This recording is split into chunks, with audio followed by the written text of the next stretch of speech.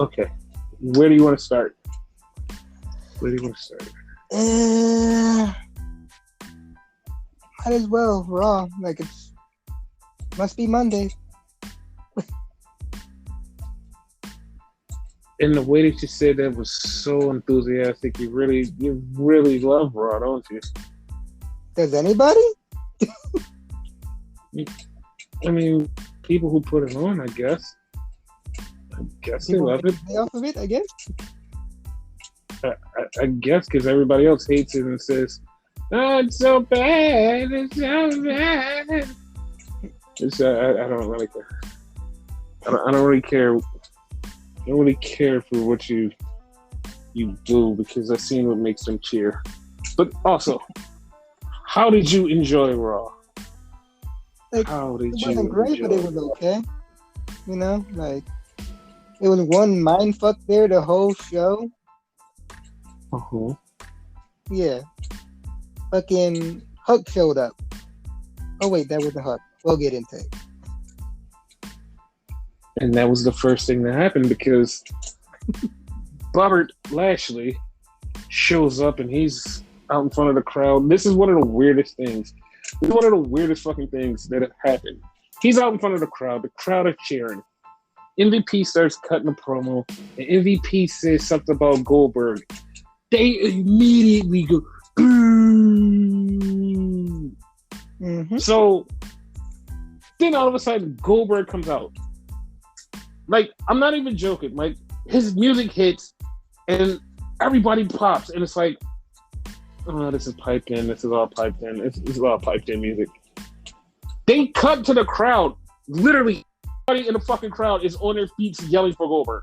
And it's like, what the fuck is happening? Like, I swear you guys. Booed him like a few seconds ago.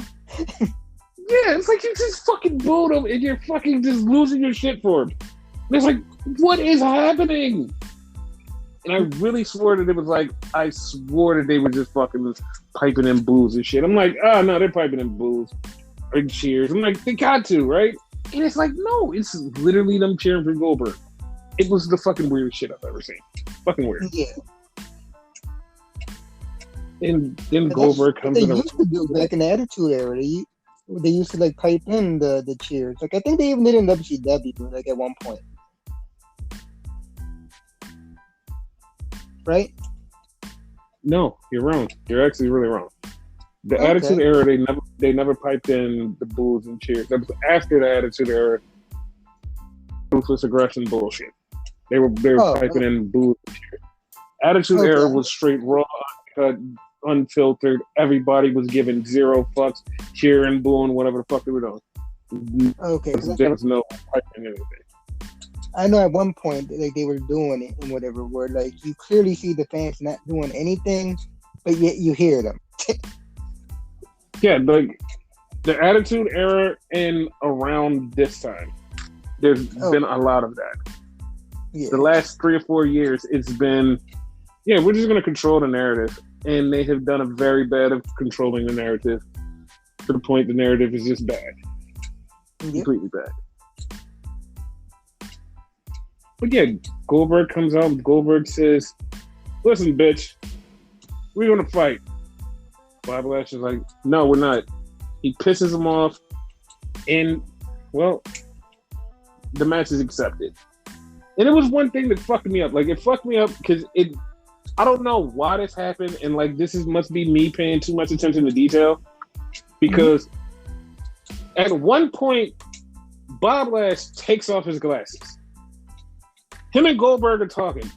And all of a sudden, you turn around and Bob Lash has his glasses on. Like, I just saw you take them off. When did you put them back on?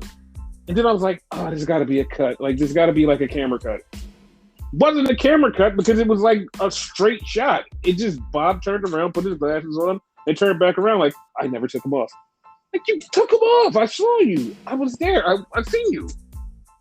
It felt weird as shit. It was super weird. Yeah. But yeah, after the match, fucking MVP goes down and he starts messing with this dude in the crowd. And it looks like Hook from AEW. I'm like, who the fuck is that guy? And like, you know when they're fucking with a plant, so you know like this is somebody there. And I'm looking at this motherfucker and going, why does he have to messing with some random fucking person? And commentary goes, he's messing with Goldberg's son. Wait, how many sons does Goldberg have? I'm like, wait, that can't be that same kid.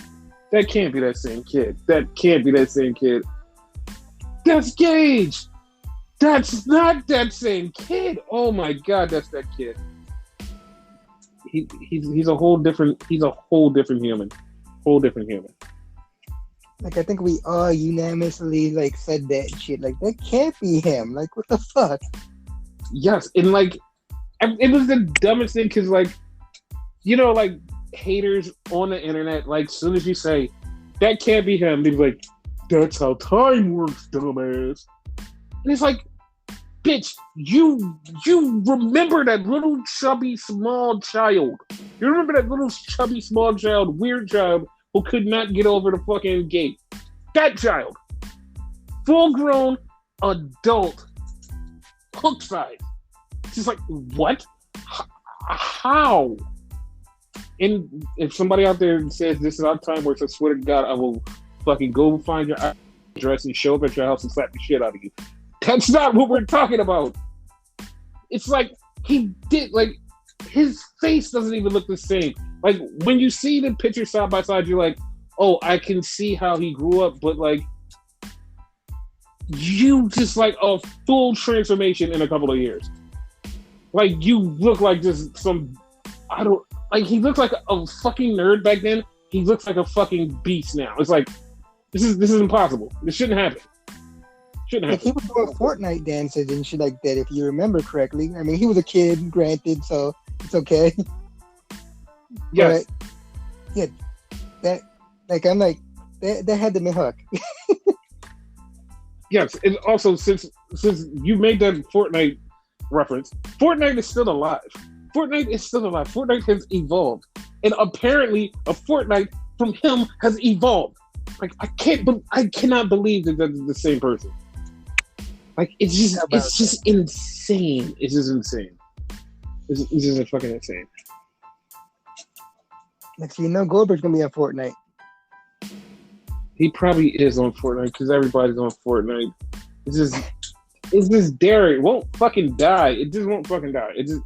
It's around forever. It won't die. It's sad. So then we get an actual fucking weird match where it's Jinder Mahal sends out Veer and Shanky to wrestle Drew McIntyre. Now, it gets super weird because at one point they piped in crowd noise and fucked it up all the way, completely fucked up the crowd noise. Because when they piped in the crowd noise, you can hear Michael Cole, like in commentary, it's like, wait, he's not even on this show. It was like just completely bad. It was like, okay, if you're gonna pipe it in, like at least take Michael Cole out and make it seem like this shit is cool. But nah, they fucked it up. Fucked it up. It's like they're mentally checked out. They don't give a fuck no more. Yeah. So Veer and Shanky are fighting Drew, and Drew starts to beat him down, and Jinder gets in the ring. It's like, guys, let's hit him with chairs. Everybody grabs chairs, and Drew fumbles to get the fucking sword. But he gets his sword, and it's like, okay, this is very weird. And he's fighting people off with a sword. And it's like, like, you have a sword and they have chairs. Yeah, it's a sword and chairs. Like, any comic logic tells you you shouldn't be able to do that. Like, you shouldn't do that. Like, Drew should have just, like, stabbed them all. Because he has a sword. But everybody had a chair, and it was like, oh, this is an even battle. No! It's not how it works. Not just any sword, a claymore. Like, that type of sword, you can go, like, fish kebab all three of them. Yes, it was just like, what is this? It just was so randomly dumb, dude. It was just so dumb. So I even told you at one point they let him get that fucking sword because like they had time enough to get him. yeah, and he fumbled to get it. He was like, "Where is it? Oh, it's not over here. It's over here! Yay!" It's like, what is happening? It just sucked. It just sucked. It's one of those weird things WWE does. So then we had Nia and Shayna come out to fight Rhea Ripley. So the match, it's a crazy match because they start fighting. It gets to the point where it's like, all right, they're beating the shit out of each other, and just all of a sudden you just see blood just gushing down Nia's face. I'm like, what the fuck? Like, what happened? Like, I still don't know what happened. Like, I still don't know what happened. Exactly. Like I thought, like she had like makeup that whole time, like, and I just didn't realize it. You know, she got busted open and she was just leaking. And her and Rhea put on like a fucking pretty good match. Mm-hmm. Rhea won, of course. But like after Rhea moves. Yeah. And after the match, Shayna comes in the ring. It's like, dude, what the fuck? Like, what the fuck, man? Like, we're supposed to be badasses. What the fuck? And like, her and Nia get into like a little beef, and Shayna walks off. And Rhea comes back in the ring, catches Nia, puts her in a riptide for no goddamn reason other than to say, "I can do it." It's like, the fuck? Like, why did you do that? Like, you won the match. You didn't have to do that. Like, you just wanted to look badass or something? I have no idea. This whole thing felt like a Bucky to Nia. Yeah, it was weird. So then we get another rematch from last week. Mace and Tabar versus Mansoor in Mustafa Ali. So automatically, soon as Mustafa Ali come out, it's like, from Chicago, up, done. He lost automatically. You said that too. So they get in a ring and they're wrestling, and Mansoor gets the tag, and he gets distracted by Ali. Mansoor loses. 1, 2, 3. The tag team loses. But because we're in Chicago, Mansoor and Ali are having a talk, and he's like, dude, how did you lose? Boy, weren't you paying attention? He turns around, and Mace and Tabar are there, and they're like, we're going to fuck you up because you're in Chicago. Okay. They picked him up and chokeslammed him and left him on the ground in his hometown. Because fuck your hometown. That's the rule. Yes. So then we get the first controversial thing. And I want you guys to keep up with this. Keep track, because later on there's going to be a callback to this. So keep up with this one, all right? So Charlotte comes out, and Charlotte is coming on, and she's cutting a promo, and she's talking about all this stuff. And then all of a sudden, she just goes completely to the left and says, unlike Simone Biles, I had a mental breakdown. It's like, dude, why? Why in God's name would that even be a thing for you to even say? And like, it's just so dumb. It's like so garbage in WWE to do this. It's like, why would you even do this? And like, it just like soon as she said that, I checked out everything else she was talking about, because it's like, come on, dude. Like that was lowbrow and tasteless for WWE to even bring up. Like, that's literal or real mental issue, and you're doing this fake bullshit with her. She's like, I should have it too. I had a breakdown. Yeah, you were perfectly fine. You wrestled every week. Like, you didn't have a breakdown. I don't understand that. Like, I don't get it. Like, why? Like, what made them think that was okay to put in the show? I can think of Vince. It was so stupid. And the bad part was, like, literal, soon as it happened, everybody crucified her online. It was like, this is so fucking stupid. Like, I hate WWE for this. So much crucified. They even took down a clip. Hours after the show. They was like, nope, we're not going to do it. We're not going to get hate for it. Took down a clip. Like I said, keep that part of mind. So, after Charlotte was halfway done speaking, Nikki hit her with a chair and said, we're going to have a no disqualification match later.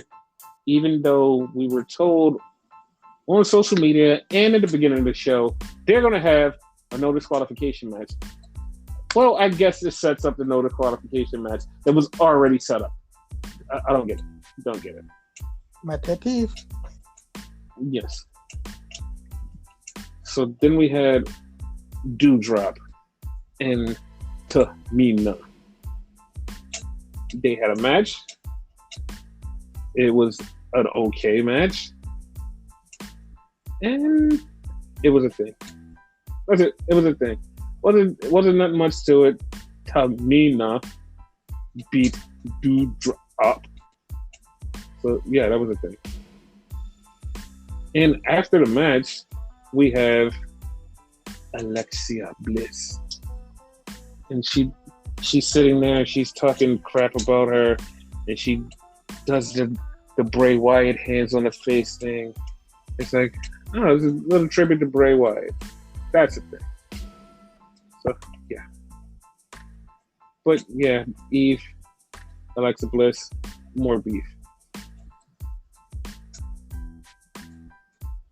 Yeah, Alexa needs to, like, retire her, get her out of the company or something. Well, why do you want her out of the company? See? Like, Eva Marie, mind you. Like, she's useless. Like, she's just there to, like, I don't know. I don't even know why she's there. Like, wait, you said Alexa. Alexa needs to retire Eva Marie. My bad. Okay. Pronoun. All right. Yes, pronoun. Yes. I mean, yeah, there is, like, I was going to say maybe Eva brings in a certain type of crowd, but we haven't seen anything to prove that, and no one really cares. So I don't know, like, there's no real reason for that. No, there's no real reason.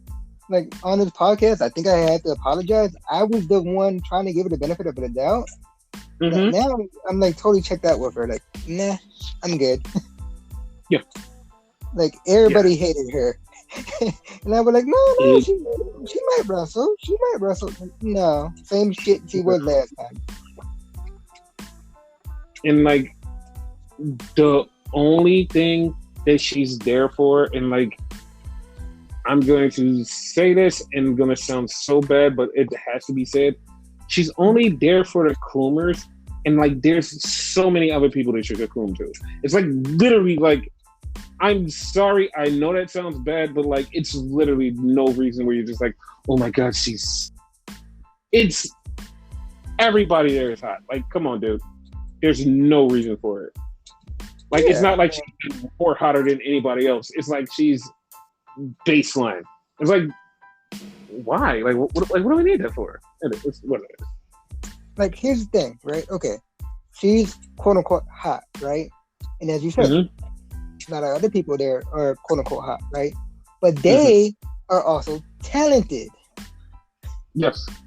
You know what I mean? Some of them can't wrestle, but some of them could talk.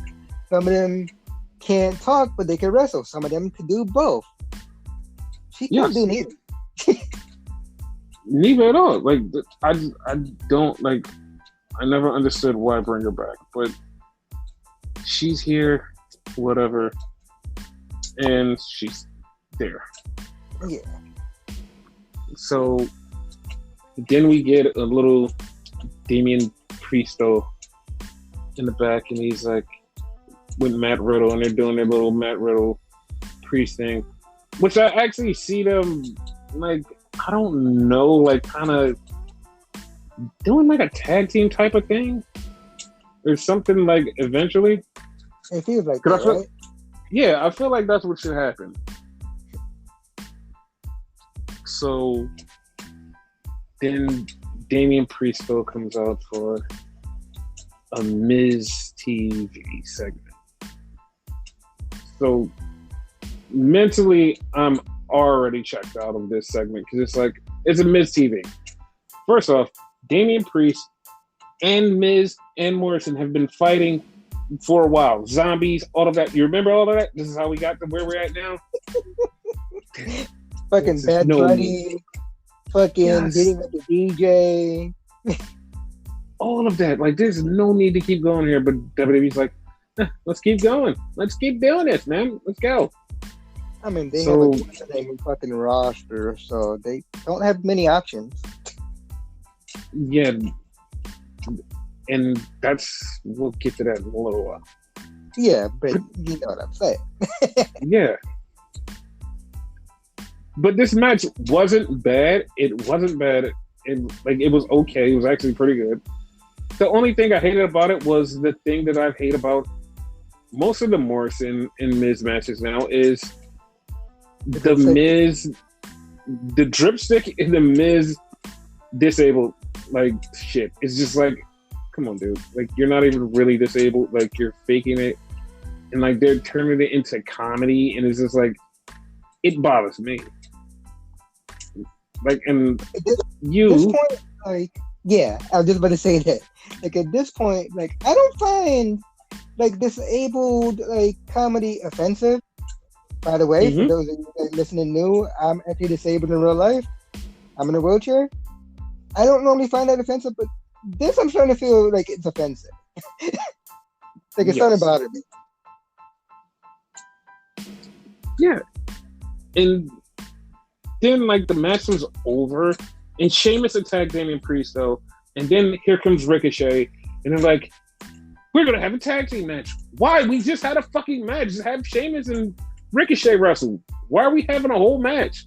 No, we're going to have a tag team match with the two people who were already in a match and two other people who wasn't doing anything in the back. And it was so bad. I don't know.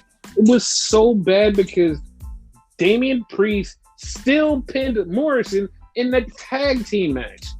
And it's like, dude, this helped nobody. Like, I was so angry. Man, fuck that. Fuck that. Bad, dude. Just bad. Yeah. No, I agree 100%. Like, it was no point at it. None. So after that, we got Omos versus Matt Riddle. And Omos threw Matt Riddle outside. Matt Riddle almost got counted out. Matt Riddle gets back in the ring. Almost throws him out again. He almost gets back in the ring. So Omos just beats the shit out of Matt Riddle and chokeslams him. And boom. Match over. Also, Omos has music of his own. Yeah. Because he didn't want none. Yeah, he didn't want none of that music at all. So then we get Celexa, and she's in the back on her swing. She gets attacked by Doudrop. And Eva Marie's there. Eva Marie throws a doll on the floor and goes, "You stupid little doll." And then all of a sudden, they leave, and the doll sits up, starts laughing. It's like, oh. Blah. Like, that's how I felt about it. So easy. Like, they could have, dude. Don't they have like billions of dollars? They could have done that way better. like something like Chucky. They could have, but there's no reason. There's no reason for it. No one cares about it because, like, soon as she shows up on the screen, it's like boos, and they immediately cut it off. Like, all right, we're just gonna silence this. Nope. Like, why? Wait, why? I don't know, man. I don't know. Yeah. So then we have another controversial rematch. Keith Lee versus Karrion Kross. They had the match last week, and Kross won. So what do you think happened this week? Because this is WWE and we can't get shit right. They fucking have Keith Lee beat Cross. Now Cross is all sad and saying, I need to go back to the drawing board. I need to come up with something better. Yeah, well, if it's Scarlett, fine. Because like, I'm over it. I'm over it. I'm over the whole thing. Like just like ruined. Yes, like he's ruined. Keith's ruined. Like everybody in that situation is ruined. I'm over it. Totally over it. Yep. So then we had your best buddy, Reggie. Real name, Reginald.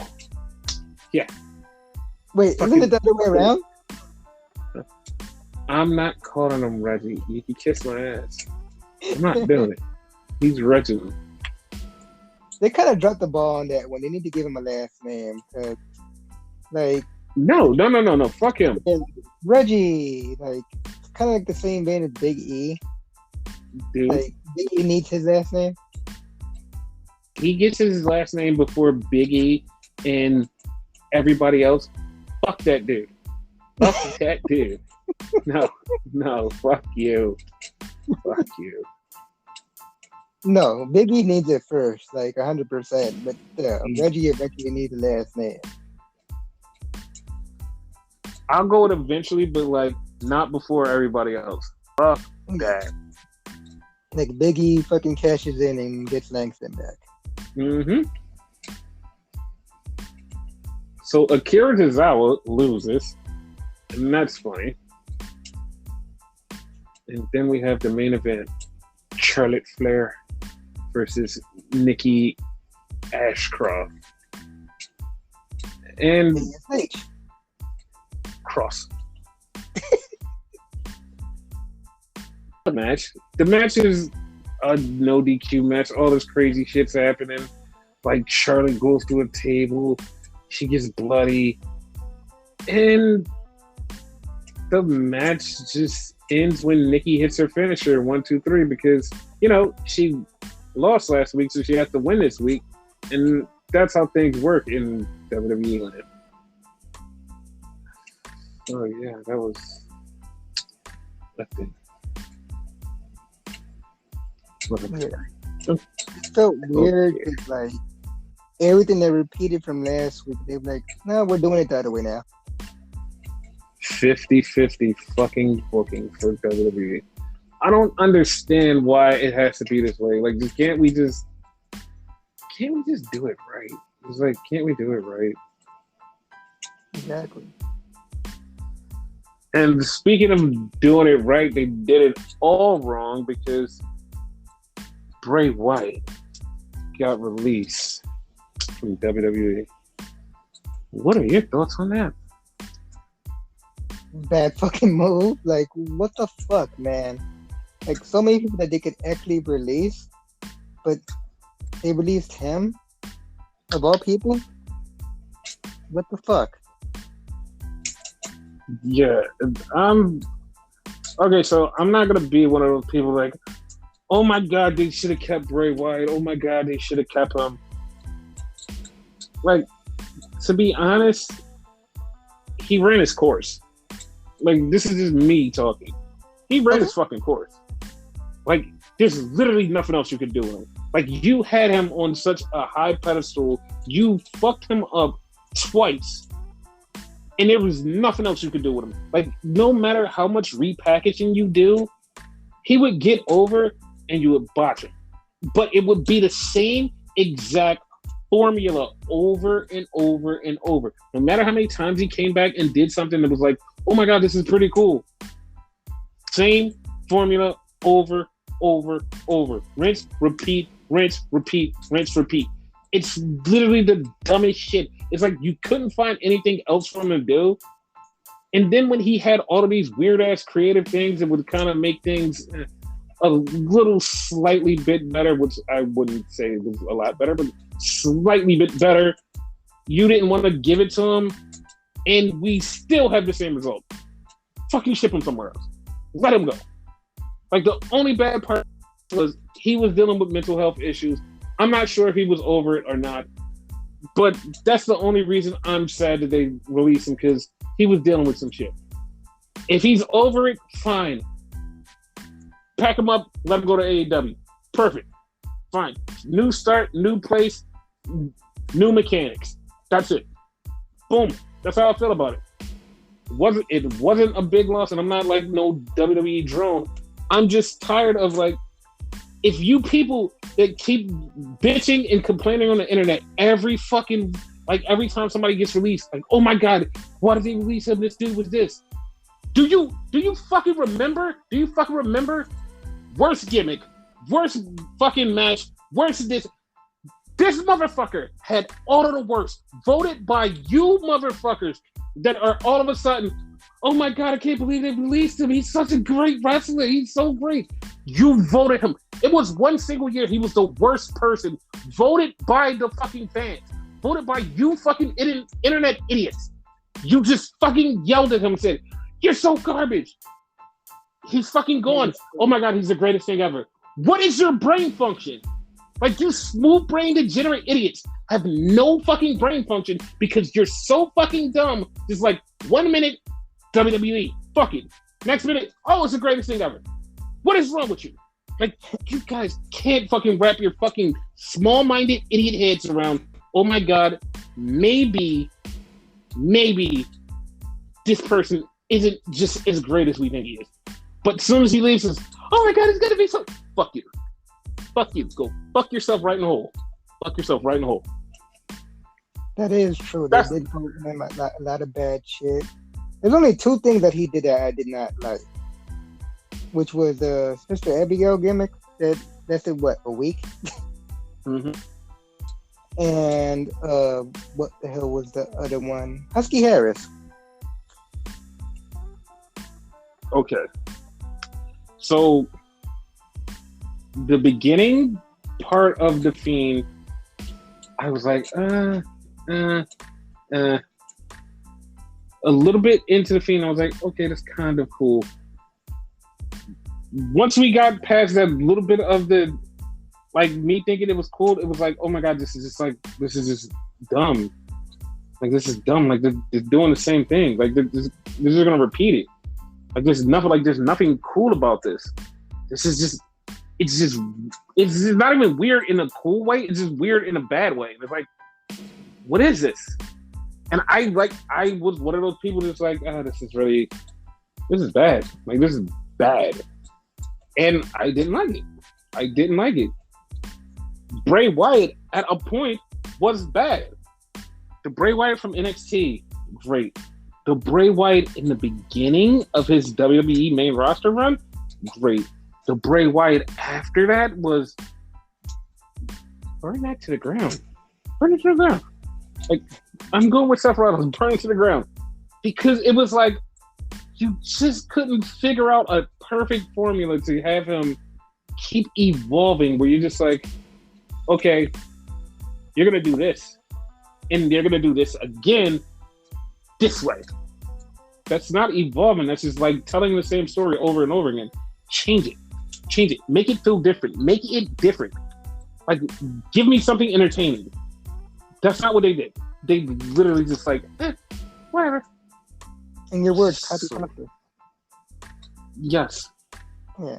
And I really hope that none of you people, which you fucking will, when he shows up in AEW, has revisionist history and goes, oh my God, Bray was always good.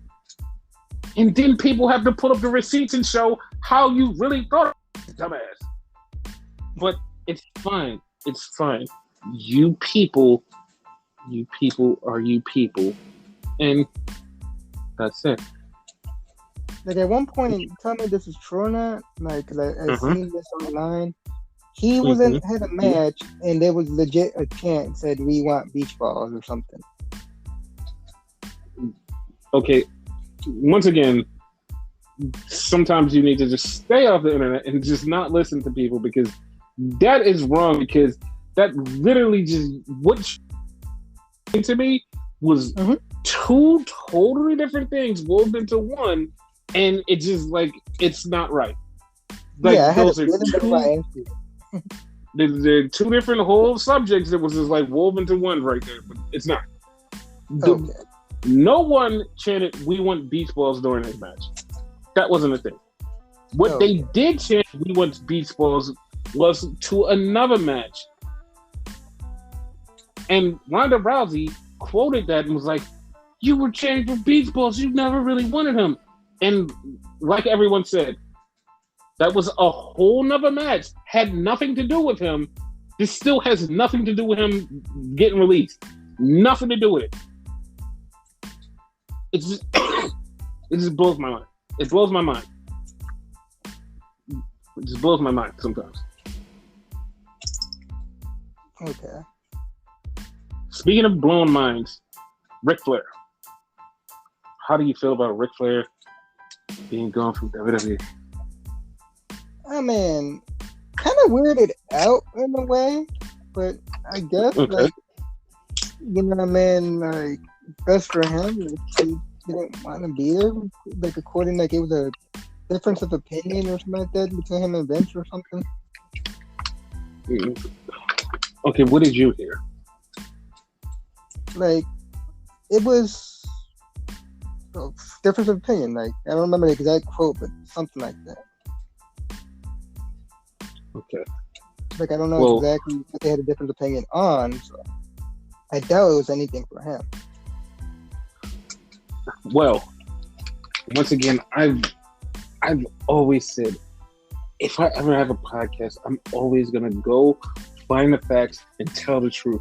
I'm never going to be one of these shitlords that posts on the internet where I get half of the story and be like, "Oh my god, this is half of the story, and this is what I'm posting," and have no fucking idea of what the fuck they walked into. It's just like, "Oh, this is it," and then like post 30 other fucking videos on the same topic, just changing the narrative a little bit when you get more and more information instead of waiting to get all of the information and going, "Okay, I'm reporting this now." Instead of just doing that, you go, "I'm going to make a video here. Oh, well, this thing came out, so I'm going to make another video. And, oh, that's right, my videos are monetized. That's why I'm doing this. Also, I'm a fucking dumbass reporter that thinks that I know everything and just going to report every time I see something. Every time I see a little bit of something, oh, I'm going to report that. I'm reporting that. So when you get to the fifth reporting of that same subject and you realize that the first three things that you were reporting were totally wrong because you just jumped at the story because you're like, "Oh my god, it's a story. It's on YouTube or Instagram. I need to report on it." You're reporting on it, but you're wrong. And you just keep making videos, and then everybody says, "Oh my god, this is a trusted YouTube source." When there's literally people I know that will post one fucking YouTube video, and have all of the answers within fucking hours of the thing happening. One video. And people on the fucking internet goes, "I don't know if this person is credible." It's like, what the fuck do you mean? Yeah, have all the right answers. I don't know if this person is credible. Look at these motherfuckers over here going, "Oh, I trust these motherfuckers because they've been around for a long time." This motherfucker just gave you all the right answers to everything that these motherfuckers don't know, and then will report on it and act like they found it out their damn self. So you're going to tell me that's how things work? That's not how things work. Yeah. I don't get it. But like back to the Ric Flair thing. Mm-hmm. The Ric Flair thing came down to more of financial freedom, and also just Rick's going through something. Like, not like mentally like, "Oh my god, he's having a breakdown." It's just he's like, I may need a couple more dollars than what Vince can give me, and Vince is not going to up the check, and right now it's not a good time to renegotiate money in WWE. It's not a good time. So it's like, yeah, I see what's going on. I see the writing on the wall. I'm gonna go over here and fuck with somebody else. I'm gonna put out. I got shoes coming out. I got this coming out. I mean, who knows? You might see me in the AEW. Wait, maybe not, because Tully arm. I don't really fuck with them, but hey, you put a couple million in front of me, I fuck with anybody you want me to fuck with. I mean, I forgive you. I forgive you for all the misdeeds. I heard the NWA wants them. Of course they want him. Like, he's the fucking... There's no way. Okay, if you were born in a certain time, there's no way you could think of NWA without thinking about Ric Flair. There's no fucking way. You can't even just, like, in your mind, you can't be like NWA without him. Without him, Harley Race, Dusty Rhodes. Them three, there's no way you could think of that. And it would work. It would definitely work, but because Rick's lifestyle and the stuff that Rick is going through, I do see Rick going over to AEW. Like, they're not even going to use him like a bunch of times, but they're going to use him for like an appearance or something. But they are going to use him and pay him handsomely. So that's the thing.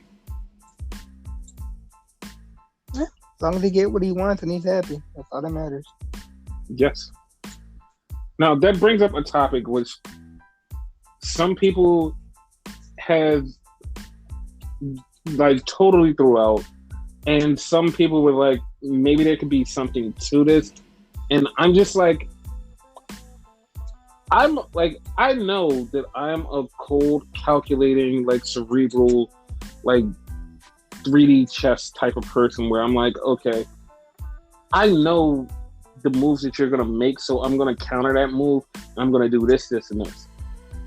Somebody said, and I'm not gonna say any names, somebody said that Vince is literally doing something like to kill AEW. And I'm like, if he's really doing this motherfucker is playing 5D chess in the Matrix. Because it's like, you like this, it's just genius. Like, this genius level thing. But everybody else is like, no, that's not happening. I'm like, are you really gonna, like, still, like, he may be old, but are you really gonna doubt somebody that just, like, really, like, strategic and, like, more business-minded than a lot of people think? Are you really gonna doubt him? Because this is the thing. They're saying he's releasing a bunch of people, sending them to AEW to push their budget way over the limit, so they wind up going broke fast. And it's like, oh, so the thing that you said last week that him like half-ass jokingly, like he meant that shit, and like it's part of a game. Oh, okay. Yes. Ooh. So like, and when you say that to some people, they're like, no, that could never happen. Like, do they realize that Tony has way more money than him? Yeah, he does have way more money, but he has an allotted money set aside for AEW. If this was a plan and Tony is biting on it because he just has, like, he's just like, all right, well, this is too good of an opportunity, I have to take it. And it's like, you're biting on it, but you're going to max yourself out for the money that you have. Even though you're getting money back, it's going to hit a certain amount where you're going to be like, bro, I don't want to spend anymore. And if that's an actual thing, then and Vince wins that way, psychopath. Fucking psychopath. Exactly. He's a fucking psychopath. But yeah, like those were the two releases from Monday.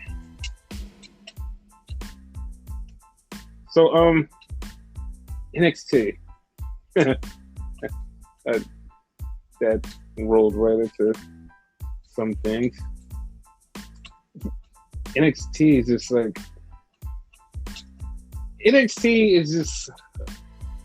I don't even know what it is. I don't know what this is. Like, this isn't my favorite NXT. I don't know what this is. I don't know what's happening. I can't tell you what's happening. I can't put a finger on what's happening. I don't know what's happening. This is just like a really good wrestling show that is slowly deteriorating to nothing. I don't know what's happening. I can't give you a real. I can't give you a real answer to anything that I want to ask. I can't. I don't know. I don't know. Don't know. So, how did you like NXT this week? It was pretty good in my opinion. Yeah, I mean, the wrestling is always good, but everything else is just like, I don't know, man. I don't know. I don't know. So it started off with Hit Row versus El Gato del Fantasma. So the match is going down. The match is really damn good because it's actually better than I thought it would be because I wasn't sure how Top Dollar would work with Raul and Joaquin, but he worked very good with them, and it was very entertaining. Yeah.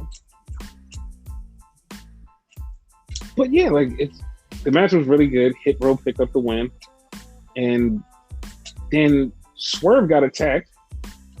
And I know this is not like this is not something really fucked up, but it's fucked up because the way they made it look. Like fucking Santos Escobar took out Swerve's grill, and Swerve was holding his mouth like, "Oh my god, he ripped out my teeth." Dude, that's the way it sit on top. Yeah, but like it's like, dude, they sit on top of your teeth. That's what happens. Like the fuck, like it's not even real. The fuck? I was so confused. I'm like, why did you react like that? Because I even asked you, like, do those go over the teeth or are those extra his teeth? Because I don't know. And like you told me, they go over your fucking teeth. I'm like, oh. Yeah. I was like, what the fuck is this? It's still kind of nasty, though. Yeah, no, it's nasty because you put your hands in another man's mouth and took off his teeth covers. It's like, what the fuck?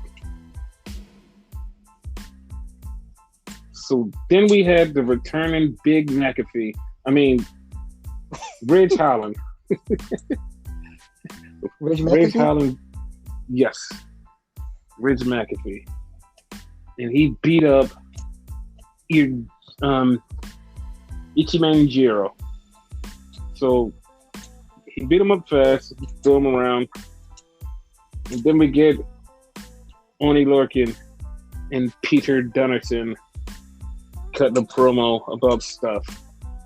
Now, it's really funny about Peter Dunnerson because as much as we yell at two companies,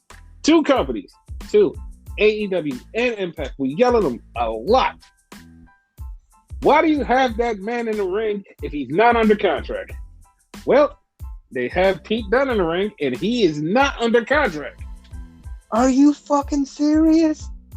Yes, Pete Dunne contract. His contract was up months ago. Pete Dunne is just working on a fucking handshake agreement. They're trying to restructure his deal so they can re-sign him. Literally has no contract. Every motherfucking body does this shit now. What the hell? Yeah. So that's it. Wow. Yep. That blew my mind. So then we have a backstage promo with, I almost called her Talia, which is not her name. Frankie Monet and Jessica Kamehameha and Robert Stone. And Frankie's like, last week, I didn't lose. You lost. What? Yeah, you lost because Frankie Monet does not lose. I was like, okay, well, she doesn't lose then. She's still undefeated. He said something to the effect of, like, if we're going to do this Robert Stone thing, like, we have to restructure or some shit. Yes. Which is Tiger style. I mean, not, goddammit, Frankie style. God, why do I keep calling? I just keep forgetting user new name. I mean, as many times as you said Punishment Martinez and, like, other old names, like, I think our fan base is used to it by now. Yes. So for the next match, these two guys, I can't use their old names because their old names is their current names. So Roderick Strong and Bob Fish had a match where they decided, hey, you know what? Let's go fucking try to kill each other. Yeah, let's do that. And that's what happened. That's what happened. They went in. They went in.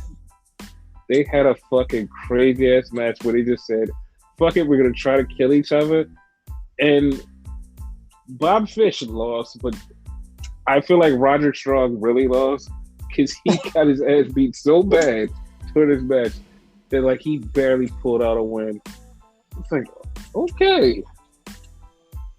Like, if you barely won, did you really win?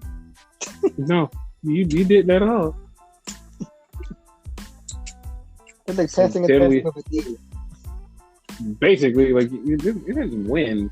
You just barely survived.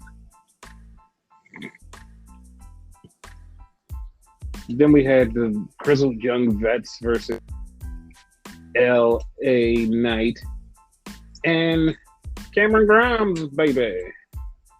I used to say Eli Drake. I thought, like, I swear he's gonna say that. Nah, I fixed it this time.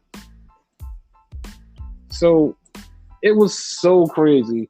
They had the match, and then L.A. Knight was on the corner, and Cameron Grimes reached out for the tag. He left him. Cameron Grimes started beating. And Vex almost won. Then they double teamed him and gave him a ticket to Mayhem. And then Ted DiBiase came out and said, hey, this isn't you. You need help. I'm like, oh, Ted's helping him. That's like good. you need a way out or something. Yeah. So then we had a Dakota Kai interview. Dakota Kai was talking about how she's a badass. And she selected her. She said, I selected you to be my bodyguard. You were my backup. And you stood by my side. And as I watched you evolve, you surpassed me. And she's like, but I'm still better than you. And the only reason you were winning your matches was because of me. And it's like, it's so weird. And we've said this a billion times.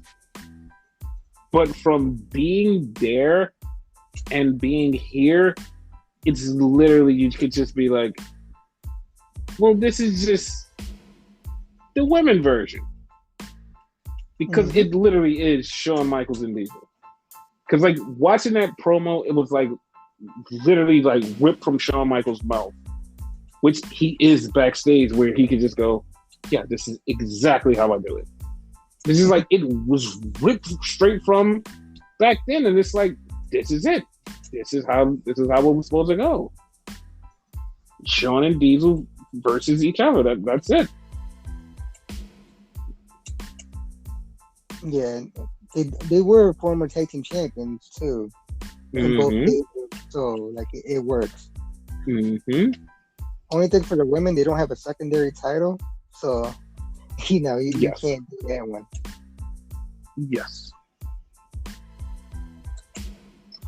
So yeah, that was a thing. Trey Baxter beat John Wayne Gacy. I know that's not his name, so people do not get mad at me. It's like Joe Gacy or something like that. I don't know. Like I stopped. I'm like, is that actually his name? No. And I feel like that guy's a bad guy, so don't quote me, people. So then we get racism. We get pure, bona fide racism.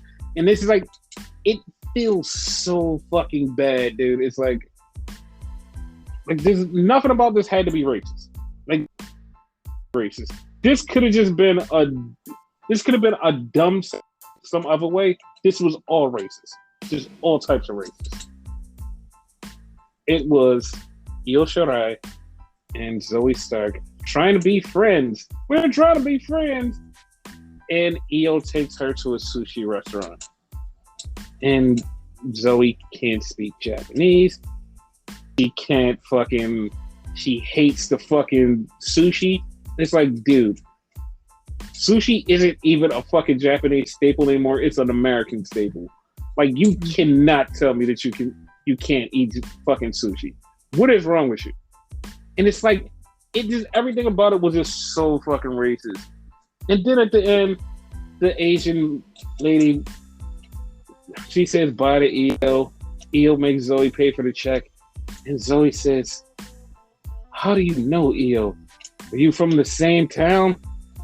The lady goes, I'm from fucking Ohio. Oh. It's like, oh, okay. And I'm like, dude, this is so fucking racist. And like I said, the show has just went to shit. The wrestling's good. The rest of the show, shit. I see what you mean now. Like you're right. You're right. This is bad, dude. It's like, why? Like, why can't we have good things? Why does it have good things? Oh, to top it off, Zoe didn't pay the check either. Pay the bill. Yes, you just fucking left. It was like, and you fucking cheated those people out of fucking money. I don't understand you. Fucking crazy. So, also going into why it's so bad, we have the love her and leave her match. Johnny Gargano versus Dexter Lewis. It's like, okay. The match is going on. Dexter winds up under the ring. Indy comes out. Indy's trying to get him out. Candice comes out. So Johnny and Candice pull out Indy's legs. Indy winds up pulling him out too. It's like, the fuck? So they have this match. Johnny wins, which means Dexter has to leave her alone. Well, you know what? Indy runs back and just starts kissing him and just hugging on him and loving him. And it's like, what the fuck was the point of the match? Loophole. Huh? Okay, what's the loophole? They said Dexter needed to leave her alone. They ain't say anything about her leaving him alone. Yeah, well, if I didn't like the wrestling in this show, I would leave this fucking show. It's like, it literally just almost became Monday Night Raw light. And it's like, what's happening here? What's happening here? I don't get it. Yeah, the outside the wrestling shit, it's like, it's not really necessary. I do like the index stuff, but like, other than that, you know, like, nah. Yeah. So, NXT UK, though. NXT UK, yes. Was fucking awesome. Like, they had a segment backstage. And I fucking love this segment because it was such a dick move, but it was so funny at the same time. So, Miko Satomura is in the ring training Aaliyah James and somebody else. So she's training these girls. All of a sudden, Stevie Turner shows up, and she goes, "Hey, Miko, you can train them as much as you want. They're still not gonna be able to beat me, so you're wasting your goddamn time." And she was like, "What?" She's like, "Yeah, you're wasting your time because you can't teach them anything. They're both losers, so you're just training a bunch of losers." I'm like, dude, why would you say that? Then she's like, so Miko was like, "But I'm good." She's like, "No, I can beat you too." So Stevie is pointing at Miko, and she grabs, and Stevie starts backing up like, wait, don't grab me. I didn't mean it. So they're gonna have a match, but it's Stevie Turner's just such an ass, and I love it. I fucking love it. That's fucking funny. So then they had Nina Samuels move the girl, Emil, out of the... Emil is getting her makeup done. Fucking Nina Samuels comes in and is like, "I need you to get out of here. You've been here for too long. I need to do my makeup." She's like, "What?" He's like, get out! And she kicked her out. So they're gonna have a match next week. And it was like, it was so fucking random. It's like, what the fuck is happening? They're gonna have a match over makeup? Dude, to me, it's actually like really funny because it's so dumb because it's like Nina Samuels is like this pretty dolled up person, but Emil is just like, she's just a badass, like she's a badass wrestler and she's French and she's like she doesn't even give a fuck about makeup. She just was getting her makeup done. And the like her being pissed off because she kicked her out was like, dude, I wasn't really doing nothing, but I'm gonna kill you just cause. So that's fucking dope to me. It's like, yo, you didn't need to kick me out, but I'm just gonna kill you for kicking me out. It's fine. And she said that too. It's like, oh no, I'll leave, but I'm gonna kill you. And Nina said, was like, whatever. And then she was looking all scared. The girl was like, hey, don't get scared because like I have to do your makeup. She's like, shut up. Like, okay. So then we had Jacksepticeye. That is not his name. Jack Star. Wrong person. Jack Star. And damn, I was gonna call him Bronson Reed. Dave Mastiff. Mastiff and Star. And they still over calling him the guy from fucking Modern Family. Yes. They had a tag team match and they fought these two guys. Why the fuck did Dave Mastiff throw the dude over the top rope from the middle of the ring? It's like, dude, you didn't have to do that. Like, there was no reason for you to touch the shrimp like that. He grabbed him, like, poof. I'm like, dude, you can't. Like, he damn near went over the barrier from inside of the ring. It's like, you can't do that. That's wrong. Everything about that is wrong. I just wanted to see if he could do it. Well, he can. And they picked up their first tag team title. I mean, not tag team title win. Tag team win together. What I'm about to say? Yeah, no. Said that was because Mustache Mountain is going to face Pretty Deadly in 2 weeks. And they're backstage beefing. And Trent Seven fucking goes for my thing. And like, as they're leaving, it's like, I like your side plates. Like, fuck you, Trent. Still like gimmick. Fucking asshole. Yeah, boy. Yeah. Then we had the fucking main. Well, no. Before we had the main event, we had Eva Valkyrie. So Eva Valkyrie is talking, and this is like the most I've heard Eva Valkyrie talk. And like, she's talking, and she's like, "Yo, I'm gonna fight Jenny," and she's like, "I'm gonna take care of your little bird." But she's talking, and you're like, "Okay, what the fuck is she talking about?" Because like last time she lost because of Joseph Connors. She's telling Jenny she's gonna take care of her little bird. All of a sudden, like, they pan out, and it's a cage, like one of the little shark cages. Like, oh my god, she's gonna put the bird in a cage, and they're gonna have a match. Oh, this makes so much sense. It's fucking like, it's like that makes sense. Fucking awesome. They haven't had a shark cage match in a while, have they? No.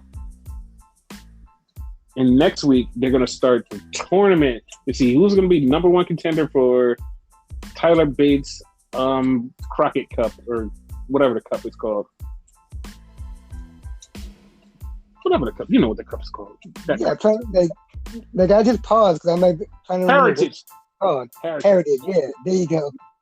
Yes. Like, I almost called it Olympic Cup. I'm like, that ain't it. Yeah. So then we had the main event. Fucking main event was awesome. It was Jordan Devlin versus A-Kid.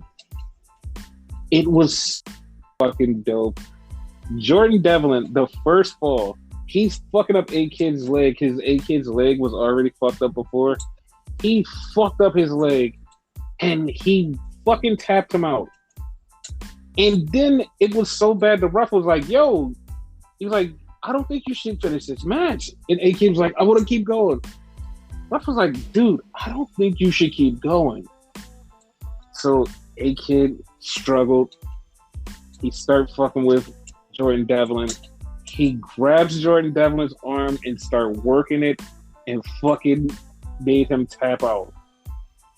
It was like, ooh, this is dope.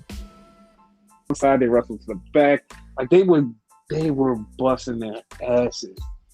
And then A Kid wound up pinning Jordan Devlin. And then with 30 seconds left, Jordan hitting every fucking move he can. A Kid keeps kicking out. He keeps kicking out. And right before the time runs out, A Kid kicks out one last time. The buzzer runs out. A Kid wins the match. It was like, oh my God, like this was so close. It was so close. It was so dope. Loved it. Matches are awesome. Yeah. And they were like, and it's like the funny part about it was like it's so good that like I've seen people go, yo, could this be like contender for match of the year? Could this be? And I'm like, possibly. I'm for it. Possibly. Yeah. Like I'm kind of all for that.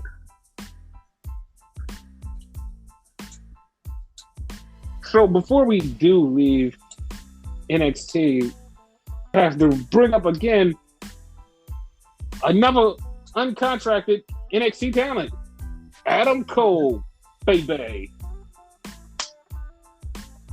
Yeah. Wait, he's uncontracted? Like I thought he had a month left or something. No. His contract was up a month ago. His contract has been up since when him and Kyle O'Reilly had that Great American Bash match. His contract was up. He's been working without a contract, and his contract is up. It's kind of like his handshake agreement. What he said is my little contract is up. It's up after SummerSlam. He said, I'll wrestle the match against Kyle at SummerSlam. That's it. I don't know if I want to stay or not. And they have offered him a couple contracts. He hasn't said, I'm signing. Honestly, I don't know how this is going to work. This is getting a little too crazy. Yeah. Like you have Pete Dunne working on a handshake agreement. You have Adam Cole working on a handshake agreement. Both of them, if they felt like it, because this is the catch. This is the weird ass funny happy medium catch. Because their contracts expired so long ago, they can literally wrestle for WWE, turn right around, wrestle for AEW the next night.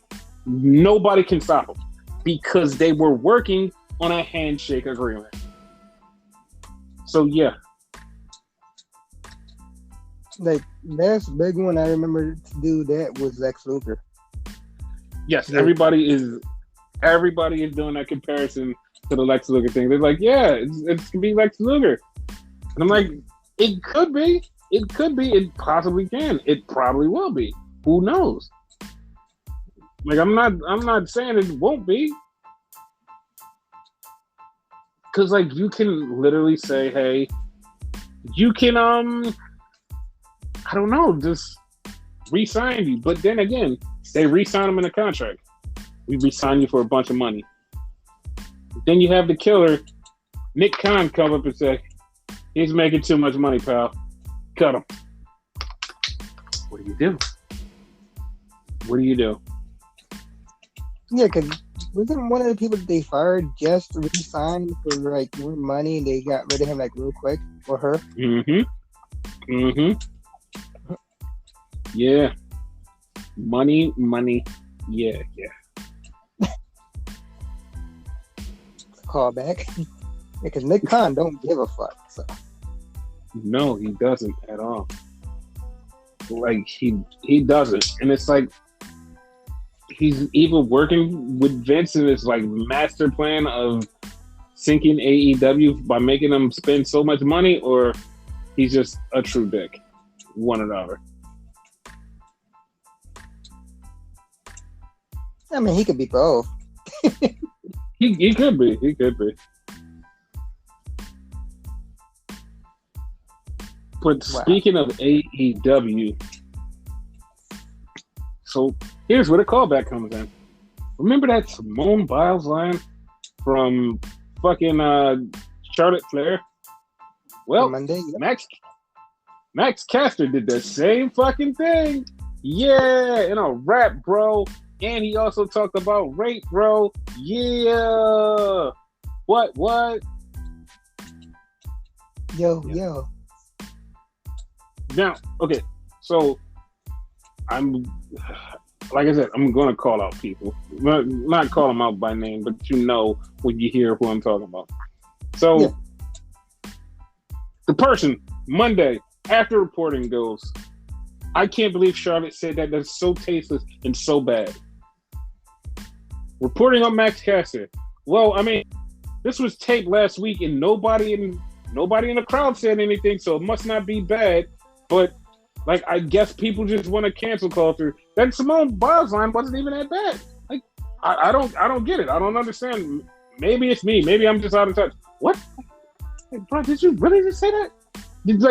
You just crucified them for the Charlotte line, and now you're just defending the whole Max Caster thing and talk about, oh, well, that other line, the rape line, it was so long ago that nobody would know about it. But he said it in Charlotte where... Yeah, no. It said it in Charlotte where everybody from that town knows about that story. So them knowing about that story and knowing it's a... When they heard it, they said, ooh, because they knew it was bad. But for you, it's not that bad. And then also later on when you're talking about something from that company, you go, you know what? Let me just text them about it. Yeah, well, where's my phone? I'm just texting him about it. Literally said that. Like, and people just gonna gloss over it. Like, the other person asked him something about AEW. He said, you know what? I should just text him about it. Wait, you can just do that. You can just pick up your phone and just do that. And then he goes, looks for his phone and goes, oh, it's downstairs. But yeah, like as soon as I'm done, I'm just gonna text him about it. You can do that. You could just have full on just conversations with Tony and just say, hey, I want to text you, but I want to know what's up with this. Is this happening? Like, is this cool? Like, all right. But you're not on the payroll. And if somebody out there is like, well, that doesn't matter. Like, you can text. No, you can't text somebody and ask them about some business strategy and tell them business strategies when you're supposed to be non-biased. But okay, whatever. Let's move on. Like hypothetically speaking, like if one of us working for a wrestling company and whatever, the other one can't ask that one what's going on in that company. I would think that's just good business practice. No, fuck that.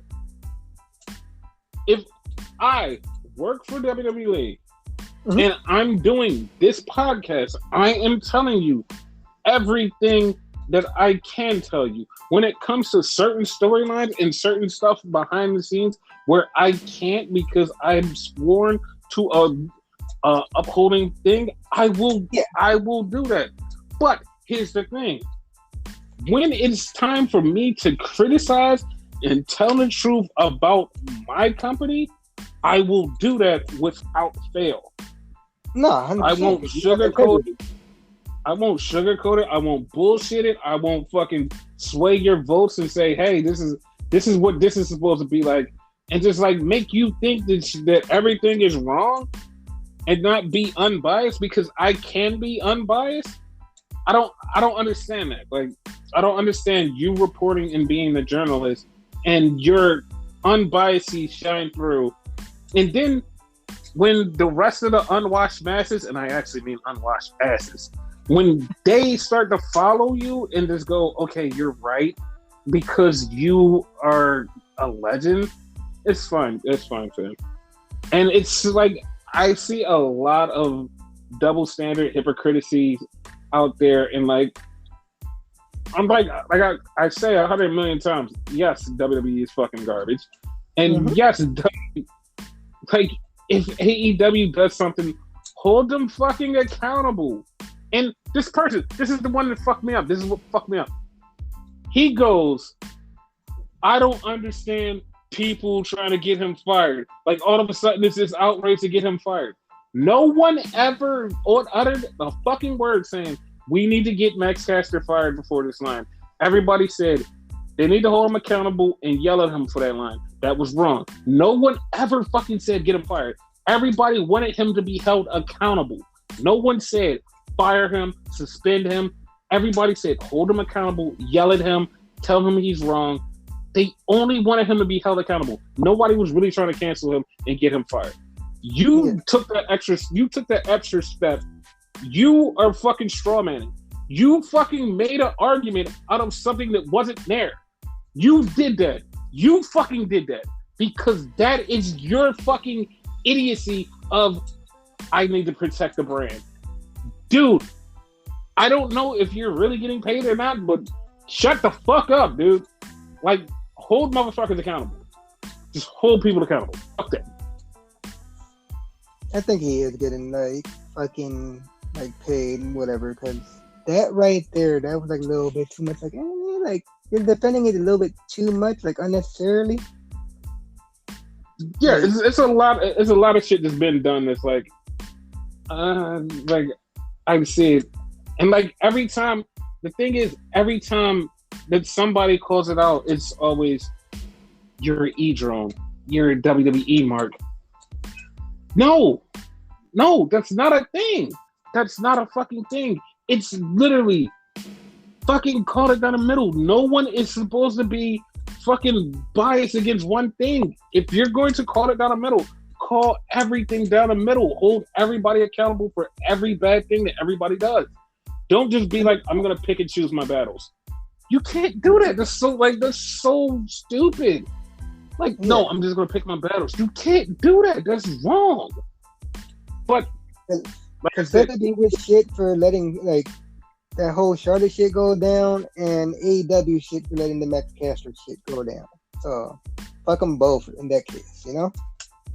Yes, and like I literally shit on WWE for the Raw segment and the shit they did on NXT. It's like I literally shit on them. Yeah, I'm not gonna hold AEW's hand. No, I'm not holding anybody's hand. Everybody will be held accountable, no matter if I'm getting $1 from that company or not.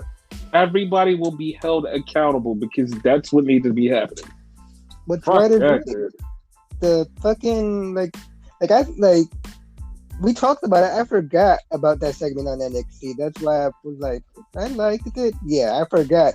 I even called it that. Like, that's kind of racist. So, yeah. Yes. Not even kind of. It was 100% racist. Mm-hmm. So, yeah, like, the only thing, like, the rape joke, like, makes it a little bit worse, but either way, they both was wrong. Both companies. I'm not siding with either one. Yes, and I'm going to go with a friend of ours who always says the same thing. Mm-hmm. Both companies are horribly bad. Just cheer for your favorite person. So that's what you need to do. What was companies? Don't cheer for the company, cheer for the people, or something like that. Yes. But now back to AEW, which, So it started off with the Juice. The Juice got loose, baby, and he fought Chris Jericho. Now, I've seen so many people online go, "Oh my God, Juice is so awesome! Like I've never seen this guy so good. He's so good. Look at him. He's so good." And I'm like, "What fucking match were you guys watching? Like, what were y'all watching?" Them like, it was two guys barely trying to hold each other together, and it's like, what were you watching? We watched that shit at the same time, right? Like, I wasn't having a seizure. That match was bad, right? Yes, that match was bad. Okay, because like, what the fuck? But Chris Jericho won that match, and I really hate everybody that's like, that match was so good, they should sign Hoovy. I'm like, y'all was not watching that same match. Y'all didn't watch that match. So after the match, Jericho won. Wardlow comes out and kicks his ass. So M.I. Jeff comes out and says, Wardlow is the next person, and I'm going to be with Wardlow next week. I'm not lying, because you even asked me this because they said it on commentary. Mm-hmm. They said it on fucking commentary. MJF is going to be the referee next week.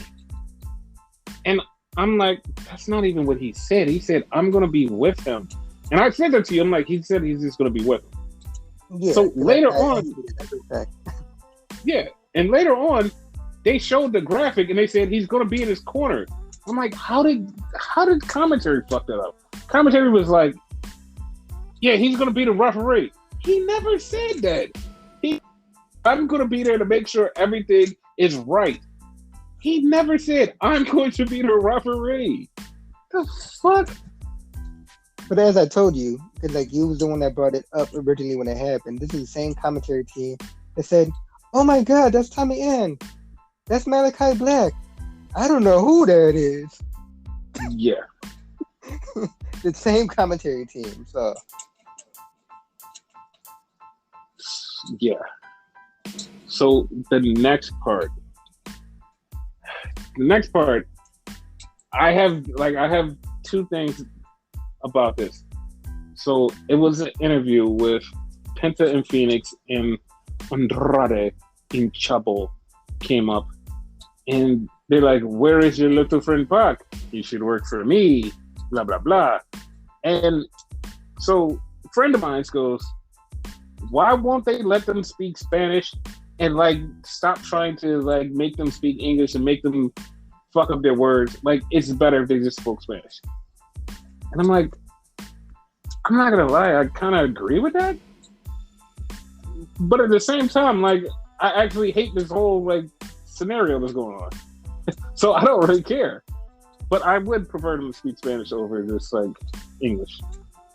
It's more What's your thought? Yeah.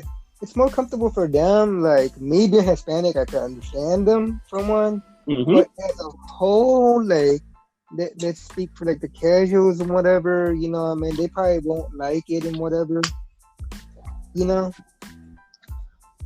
You mean the gringos? Yeah. So, okay, I have a baseline understanding of Spanish. Mm-hmm. If you speak enough Spanish and I can pull out at least 5 to 6 words, I could string together what you said. Like, in anybody who can actually speak Spanish, who's just like, not like, oh, screw that language. You can pull out a couple words, you can put together the sentence. Not that hard.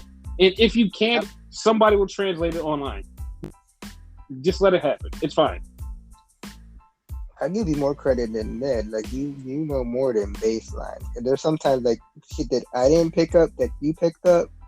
I'm like, wait, how did you know that? Because I know, dude. Like, oh, okay. Then I feel bad because I'm the Hispanic one.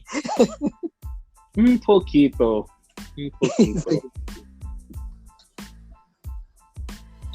But I hate the story. Like, I don't know about you. I actually hate the story. Because it's not making sense to me. Story. Okay, so like this is like, I'm gonna explain it for you and me so I can see if I'm missing something. Okay. He is in Andrade wants the Death Triangle to work with him, which he just wants Phoenix and Pac to work for him. I mean, not Phoenix and Pac, Phoenix and Penta to work for him. So he wants them to work for him. So one week he sends Penta and Phoenix away so he could just have Pac by himself. They yell at him and say, Pac, you're going to lose him. Then the next week, he has them and sends Pac away. It's like, Pac's not here. He's leaving you guys. I should be with you guys. And it's like, dude, what are you trying to do? Like, what are you trying to make, like, a new team? Like, I don't understand. Like, this is not playing out fun for me. Like, I don't like it. I don't like it. To steal the line off of you, and mind you, this is AEW, so like weird, right? Mm-hmm. I think they're gonna like do a copy pasta. right? Mm-hmm. Where we think we know what's going, but it's gonna go a whole new route. Remember MJF was part of the inner circle and we thought he was trying to take the inner circle? I'm like, I'll be okay with that, because the honest thing is, like, I was really trying to find like other Spanish people, and like later on, like one person came up and it was like, oh wait, and it was like, no, that didn't make sense. But yeah, hopefully that comes out to be good. Who's a free agent that would be able to do it? Do you know? I don't know, and like, listen, I was already like plotting out people, and I was like, oh, he used El Vikingo. Like, but I don't know his status, if he could get in and out the country. I don't know what's up with that.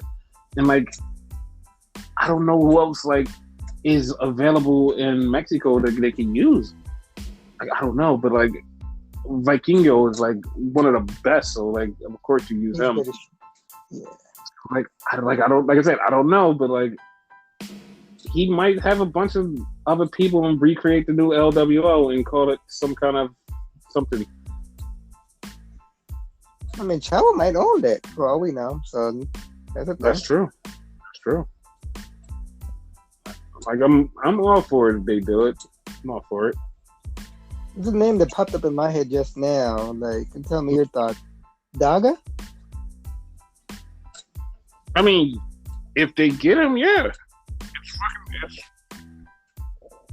Like, I'm not a big fan of him as a wrestler. I mean, yeah, like, that'll work. Yeah.